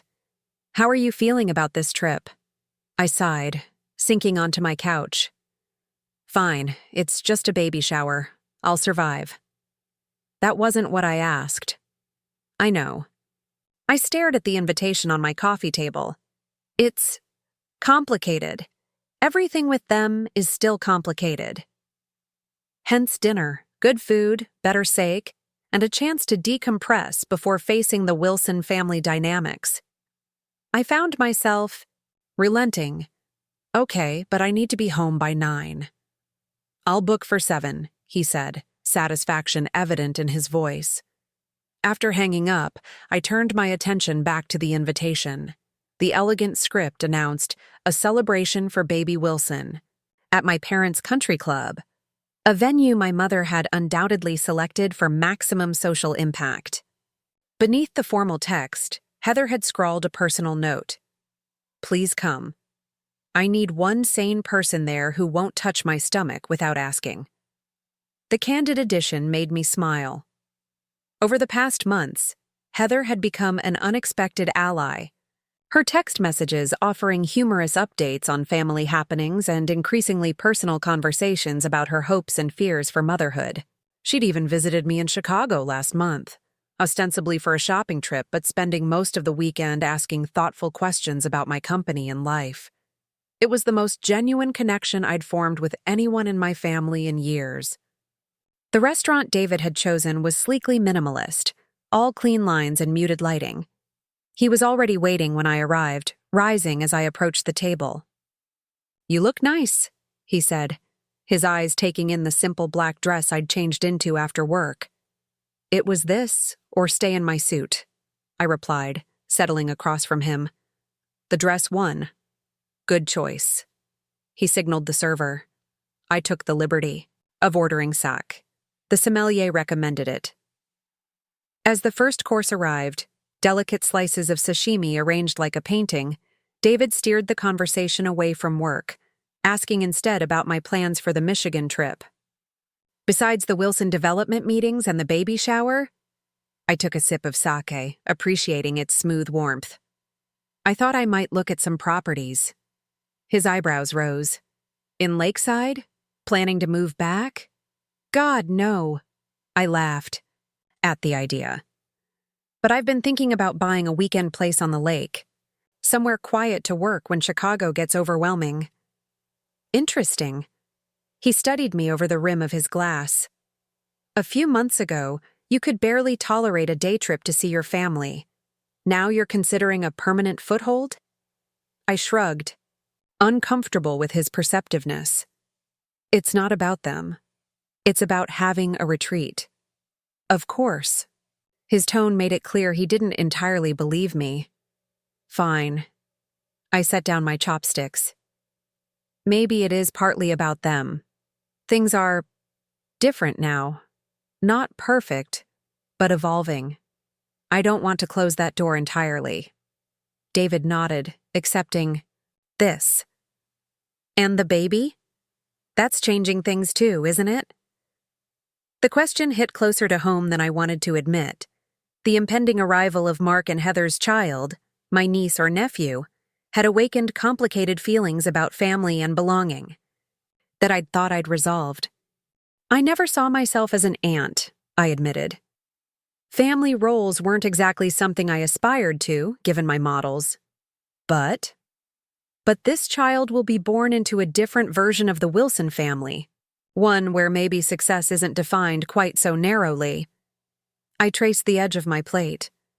"I'd like to be part of that, I think." David's expression softened. "You'll be an excellent aunt, probably the one who sneaks books instead of candy and..." explains compound interest before bedtime. I laughed, tension easing. Is that meant to be flattering? Incredibly. His smile reached his eyes, creating those crinkles I'd grown so fond of. It's who you are. Brilliant, thoughtful, unwilling to talk down to anyone, even a child. The conversation shifted to lighter topics as dinner progressed, but David's insights lingered. He had a gift for seeing through my carefully constructed barriers, for naming emotions I was still learning to recognize in myself. As we finished dessert, a delicate green tea parfait, David's phone buzzed. He checked it, frowning slightly. Problem? I asked. The Singapore team needs a decision on the Matsura proposal. He sighed. Time zones are the bane of international business. Go ahead, I encouraged. I should be heading home anyway. He hesitated. I'll walk you out first. Outside, the April evening was unexpectedly mild. The Michigan Avenue sidewalks still busy with tourists and locals enjoying the spring weather. David hailed a taxi, then turned to me.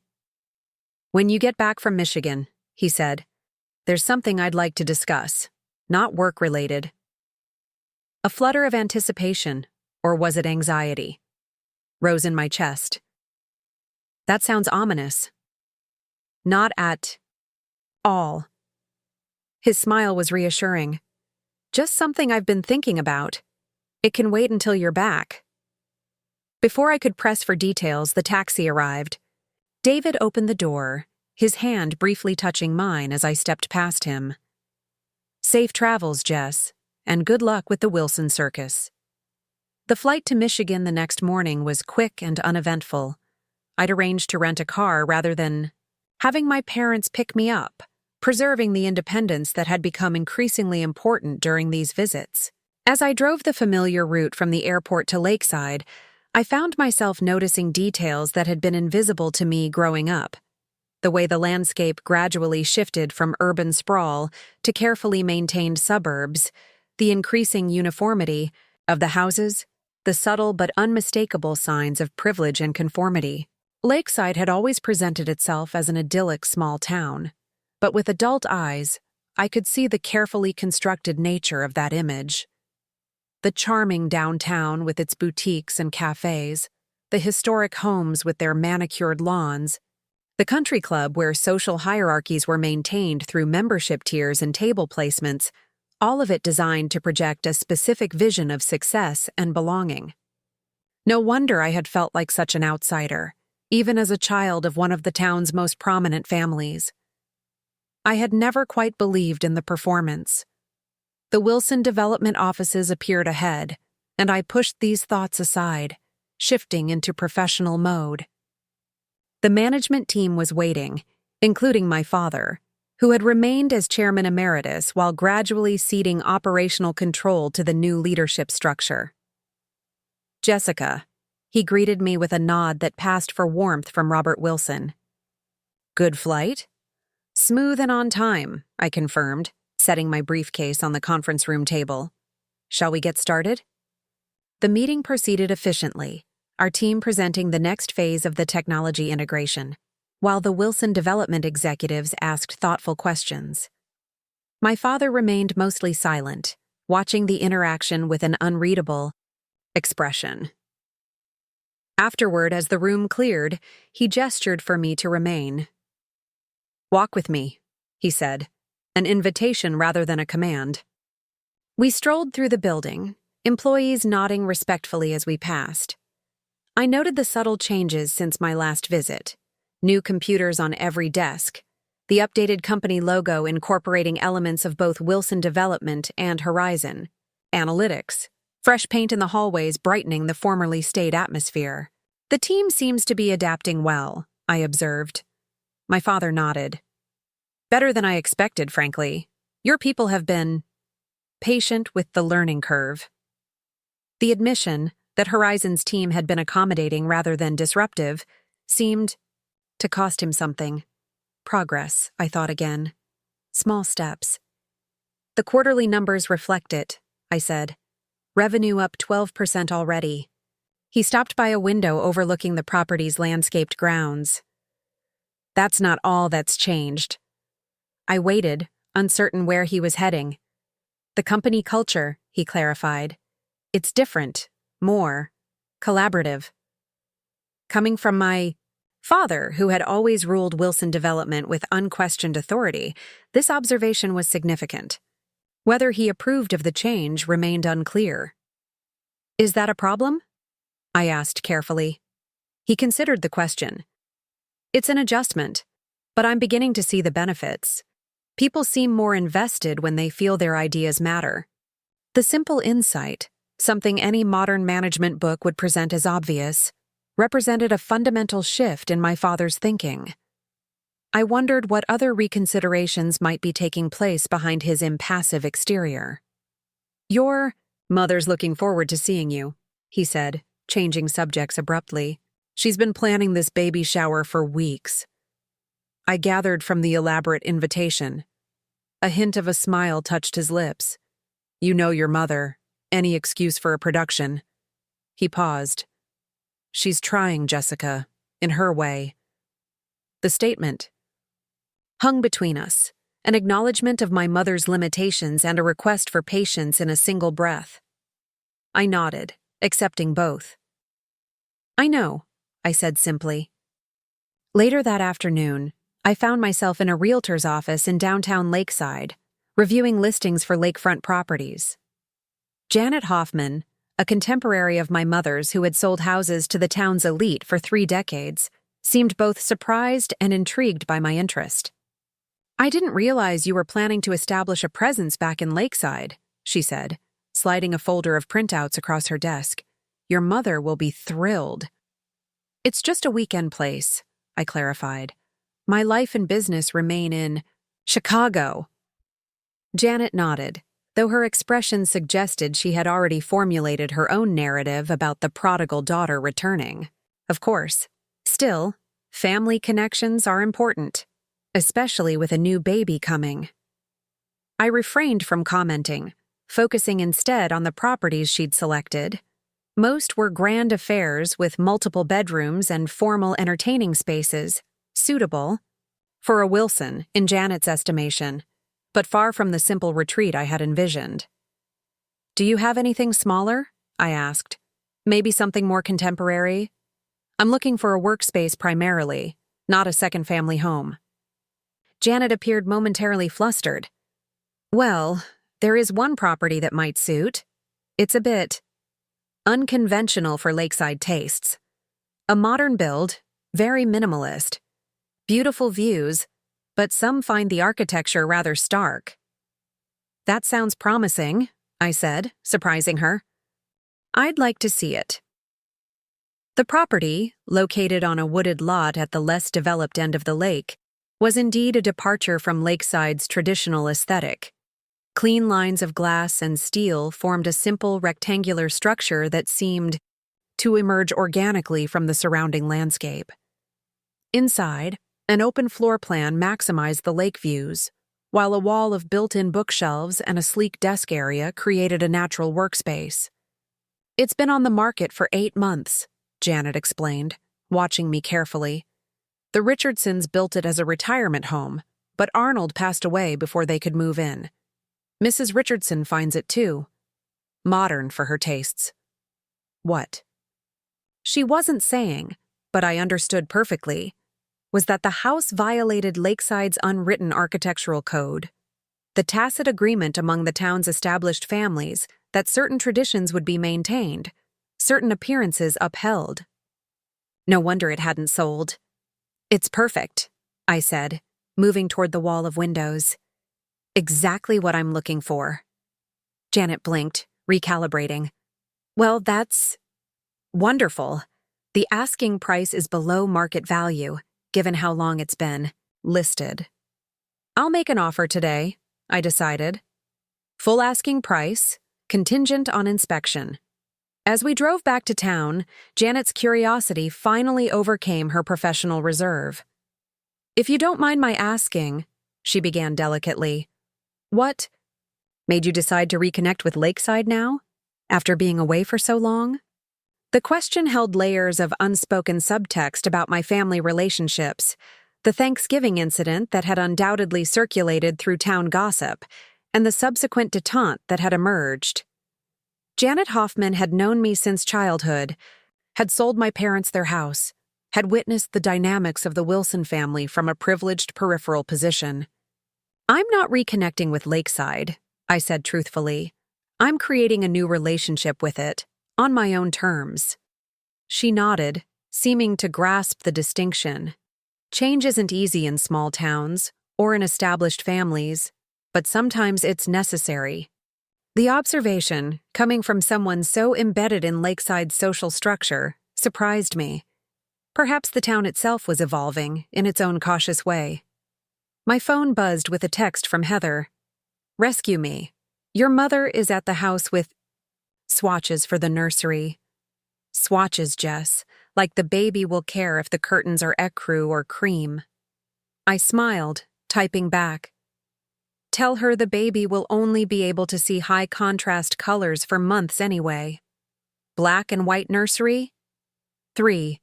Dots appeared, then, evil genius. She nearly fainted. Now frantically calling the decorator. "You owe me dinner for this trauma." "Deal. Tonight?" "Yes, please, 7 p.m. The new place on Harbor Street? Mark has a client dinner." When I arrived at the restaurant, a farm-to-table concept that would have been at home in Chicago's trendier neighborhoods, Heather was already waiting, her pregnancy now prominently visible at 6 months. "Thank God," she said as I sat down. Another minute alone with the bread basket would have been dangerous. I laughed, taking in her glowing appearance.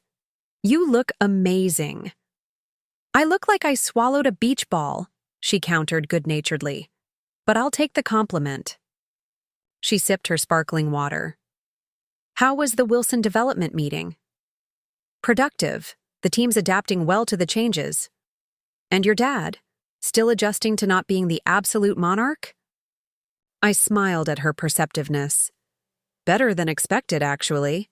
He seems to be recognizing some benefits to the new approach." "Miracles never cease." Heather leaned forward, lowering her voice slightly.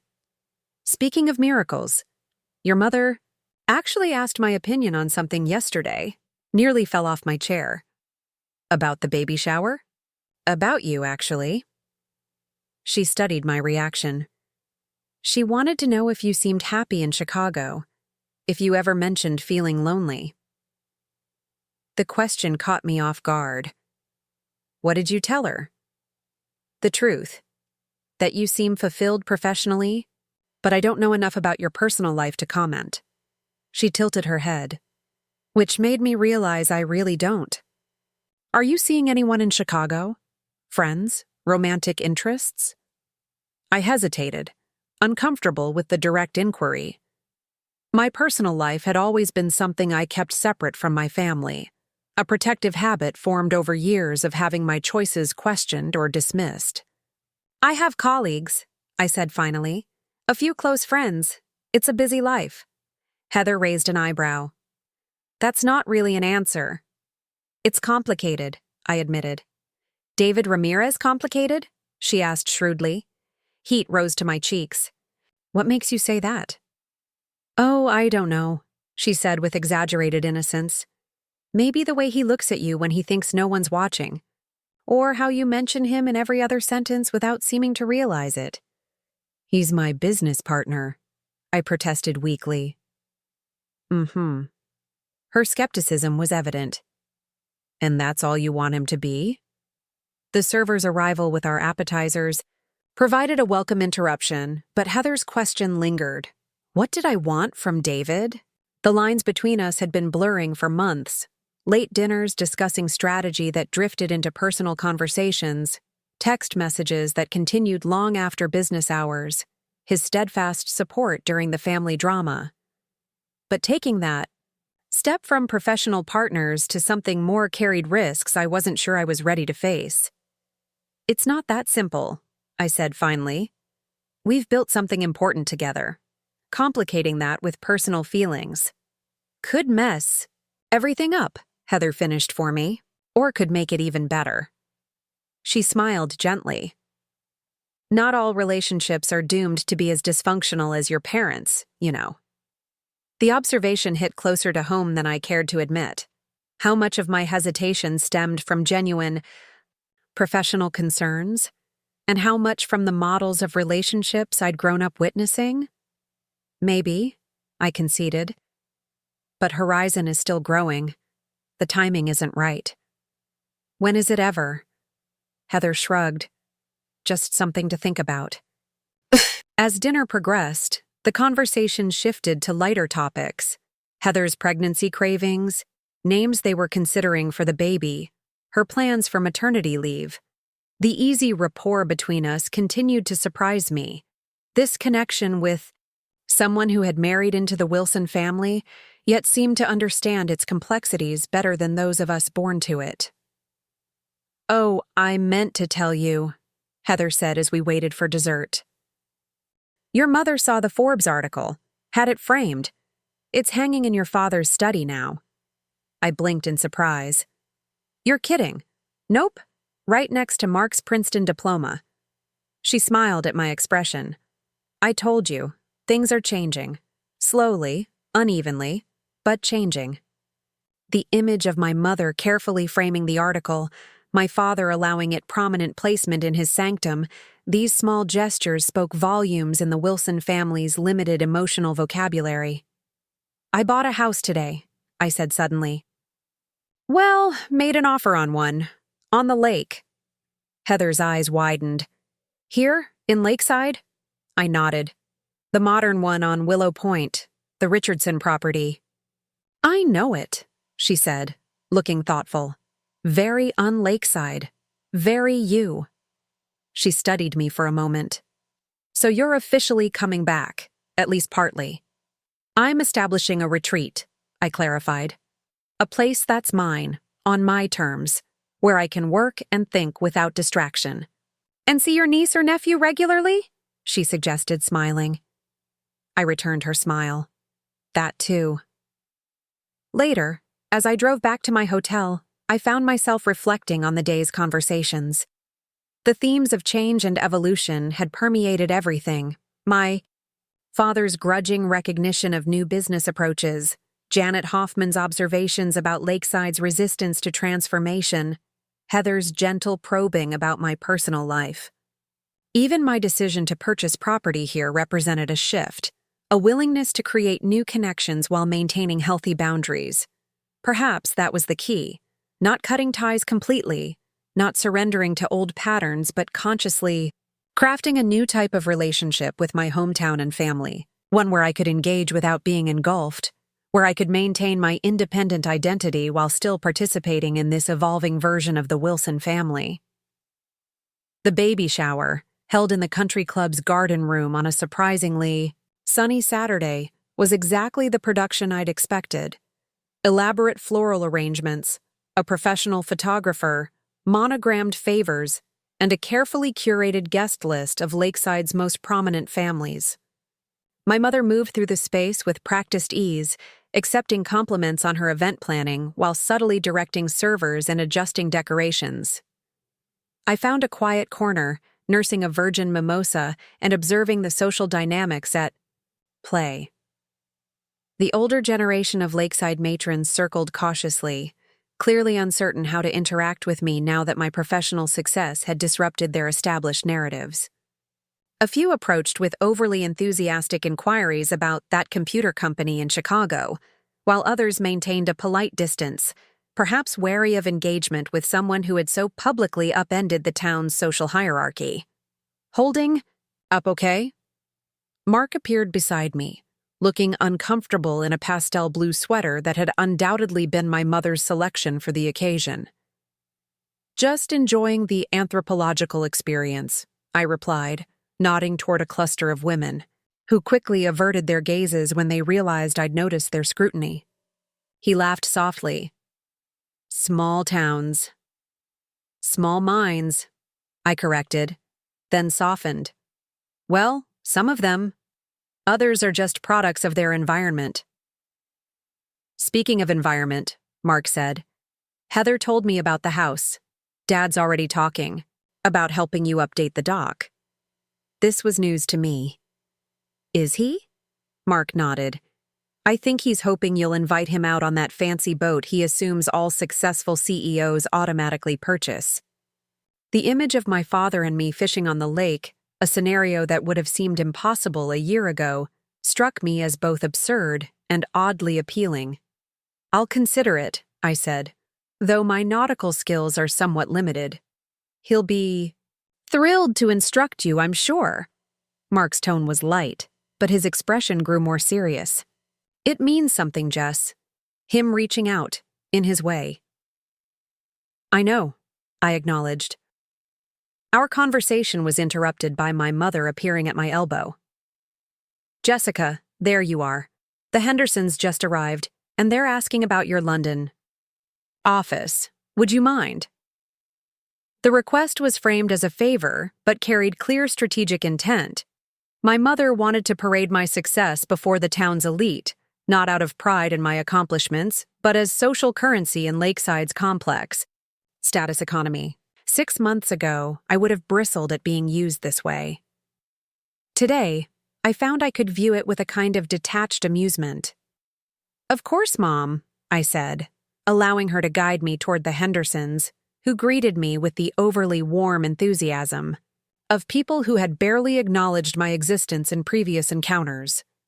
For the next hour, I circulated as directed, answering questions about Horizon Analytics, the Wilson Development acquisition, and my plans for the lakefront property. To my surprise, beneath the social performance lay genuine curiosity from some quarters. Dr. Henderson's questions about our predictive algorithms displayed actual understanding of data science, while Mrs. Sullivan, the local library board president, engaged me in a thoughtful discussion about information technology applications for rural communities. Perhaps Lakeside itself was more complex than I'd allowed myself to remember.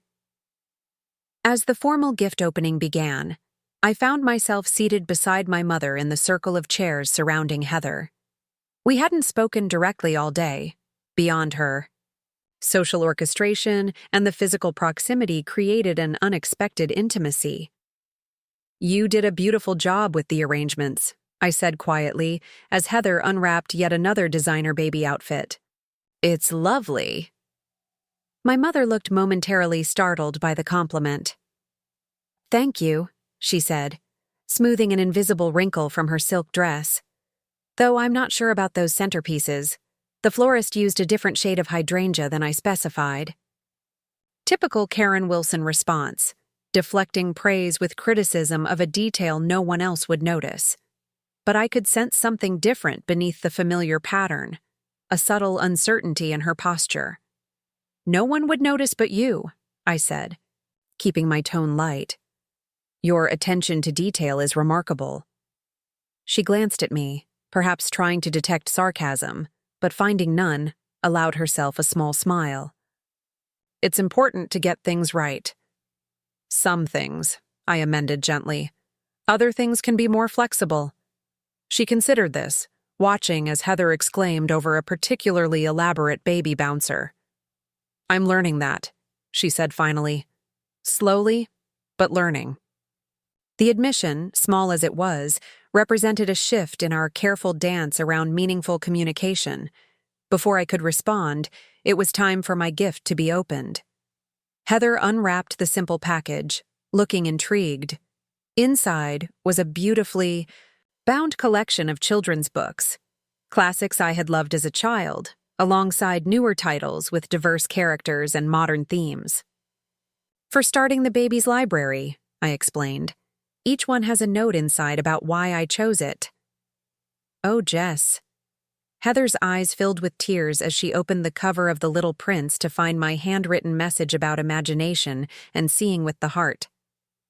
This is perfect. Absolutely perfect. My mother leaned closer to examine the collection. What a thoughtful gift, she said, surprising me with what sounded like genuine approval. As the shower continued, I noticed my mother watching me with a contemplative expression I couldn't quite decipher. Later, as guests began to depart, she approached me again. Would you have time for tea tomorrow? She asked. just the two of us, before you return to Chicago. The invitation caught me off guard. Our interactions since Thanksgiving had always included buffers: my father, Mark, and Heather, business discussions, social events. Never just the two of us, with the inherent vulnerability that would entail. Yes, I heard myself saying. I'd like that. Something that might have been relief flickered across her features. Good. The house at 10? Your father will be golfing. I nodded, wondering what this unexpected invitation might signify, and whether I was ready for whatever conversation she had in mind. As the last guest departed and the club staff began clearing the decorations, I found Heather in a quiet corner, looking exhausted but content. "Thank you for coming," she said, squeezing my hand. "It meant a lot to have you here."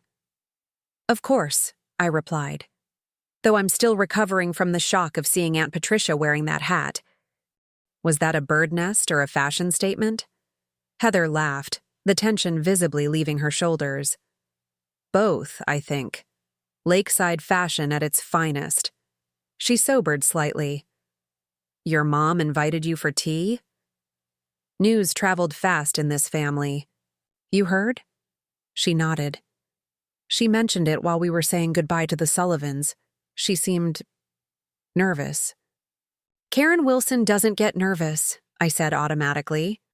"Maybe the new version does," Heather suggested. "Just be open to the possibility, okay? She's trying." I considered this as I drove back to the hotel, the spring twilight settling over Lakeside like a soft blanket.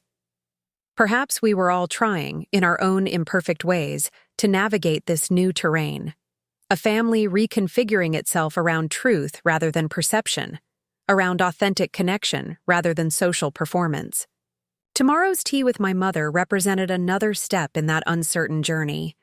Not the ending or the beginning, but another moment in the ongoing process of discovering what might be possible between us now. My phone lit up with a text from David. "How was the baby extravaganza?" I smiled, typing back. "Survived. Witnessed Lakeside High Society process their feelings about my success in real time. Anthropologically fascinating." His response came quickly. "Wish I could have seen it. The follow-up to our Thanksgiving performance." The reference to that pivotal day, now transformed in our private shorthand to something approaching a shared joke, warmed me unexpectedly. "Next time," I replied. "Mom's already planning the baby's christening. You haven't lived until you've seen competitive gift-giving among Midwestern matriarchs." "I'll clear my calendar," he wrote. "Missing you here. Office isn't the same without your strategic frowning." The admission, casual yet intimate, stirred that same flutter of anticipation I'd felt outside the restaurant in Chicago. "My frown is not strategic," I protested. "It's my thinking face." "It's adorable," came his response, followed quickly by, "Don't frown at that." But I was smiling instead, aware of Heather's earlier observations echoing in my mind. Maybe it was time to consider what I really wanted from this relationship that had already evolved far beyond business partnership. Tomorrow I would have tea with my mother, a conversation years in the making. The day after, I would return to Chicago, to Horizon, to David, and whatever potential waited there.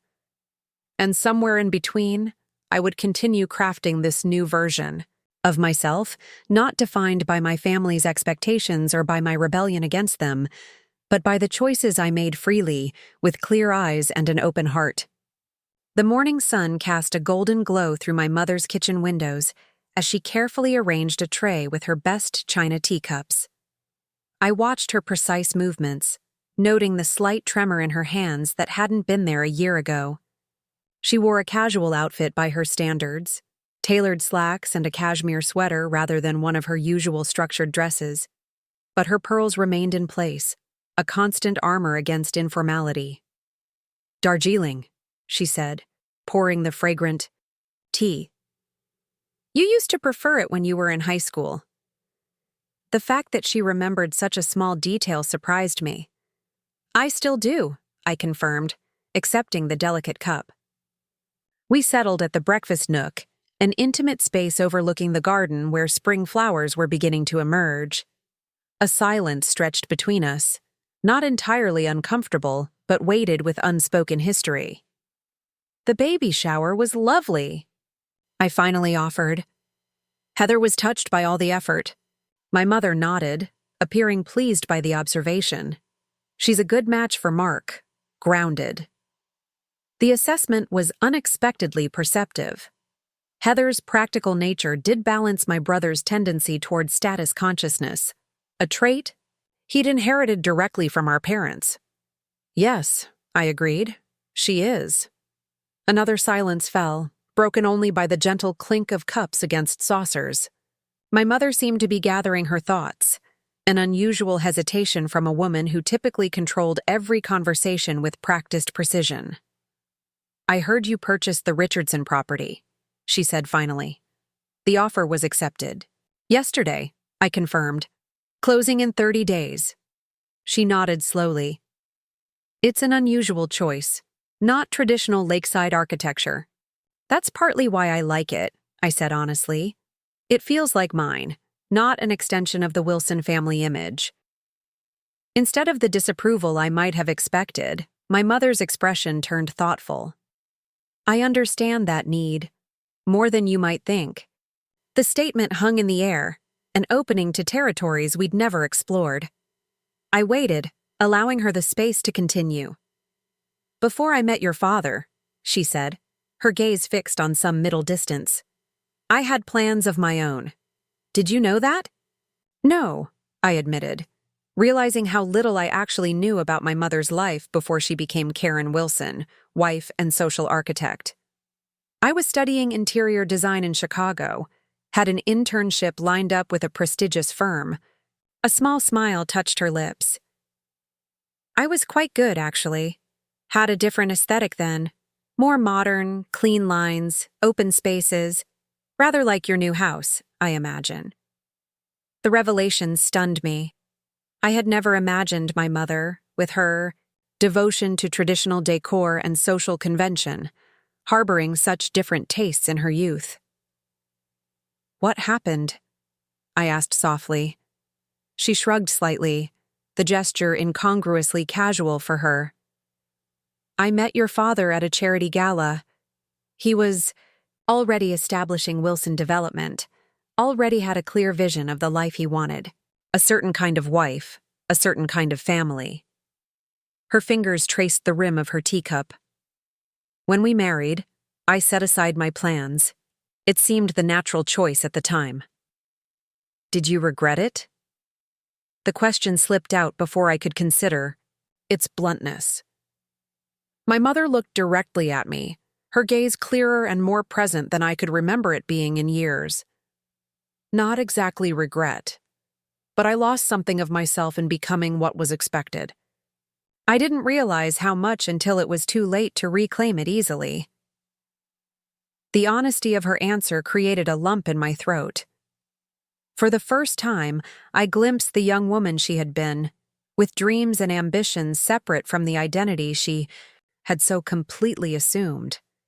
"That's why you pushed me toward traditional paths," I realized aloud. "Marriage, conventional career choices." "I thought I was protecting you," she said, echoing her words from months ago, but with new meaning. "Helping you avoid disappointment. The pain of not fitting the mold." She sighed softly. "I didn't understand that you had the strength to create your own mold entirely." "I'm not sure I had that strength," I admitted. "I just couldn't bear the alternative. Couldn't bear disappearing into someone else's expectations." My mother nodded, a flash of recognition in her eyes. "When you stood in our dining room at Thanksgiving, with everything you'd built despite our dismissal, I saw what might have been possible, if I'd had your courage." The admission left me speechless. All those years of seeking her approval, never imagining she might actually envy my choices, I'm trying to see you clearly now, she continued. The real you, not the daughter I thought I needed to shape. It's not easy for me. Old habits. I know, I said gently. I'm trying too. To see you as more than just my mother, as Karen, the woman who once dreamed of designing modern spaces in Chicago. Something shifted in her expression, a softening, a vulnerability I had rarely witnessed. I'd like that. We sat in silence again, but it felt different now, a pause filled with new understanding rather than old tensions. The morning sun climbed higher, casting dappled shadows through the window. Would you? My mother began hesitantly. Would you like my input on your new house? Not to take over, she added quickly. Just, perhaps there's still a bit of that young designer in me. I might have some ideas you'd find useful. The offer represented more than interior decorating advice. It was an attempt to connect through shared interest rather than obligation, to engage as equals rather than through the hierarchical parent-child dynamic that had defined our relationship. I'd like that, I said, meaning it. Maybe you could visit when I get the keys. See the space. Share your perspective. She smiled, a genuine expression that erased years from her face. I'd enjoy that very much. As we finished our tea, our conversation shifted to lighter topics. Heather's pregnancy, the upcoming summer season in Lakeside, mutual acquaintances. But beneath the conventional exchange ran a new current of authenticity, as if a door had been opened that neither of us was quite ready to walk through fully, but that we both acknowledged existed. When I left an hour later, my mother hugged me goodbye, a brief embrace still marked by the Wilson Reserve but warmer than I could remember in years. Let me know when you're coming back for the closing, she said. Your father and I would like to take you to dinner. I will, I promised. Driving away from the house, I felt both lighter and more thoughtful. The conversation hadn't magically healed decades of misunderstanding, hadn't transformed my mother into someone entirely different from the woman who had criticized and dismissed me for years. But it had revealed dimensions to her I had never recognized, complexities I had been too angry to consider. We were both works in progress, imperfectly learning to see each other anew. My flight back to Chicago departed late afternoon, giving me time for one last stop before leaving Lakeside.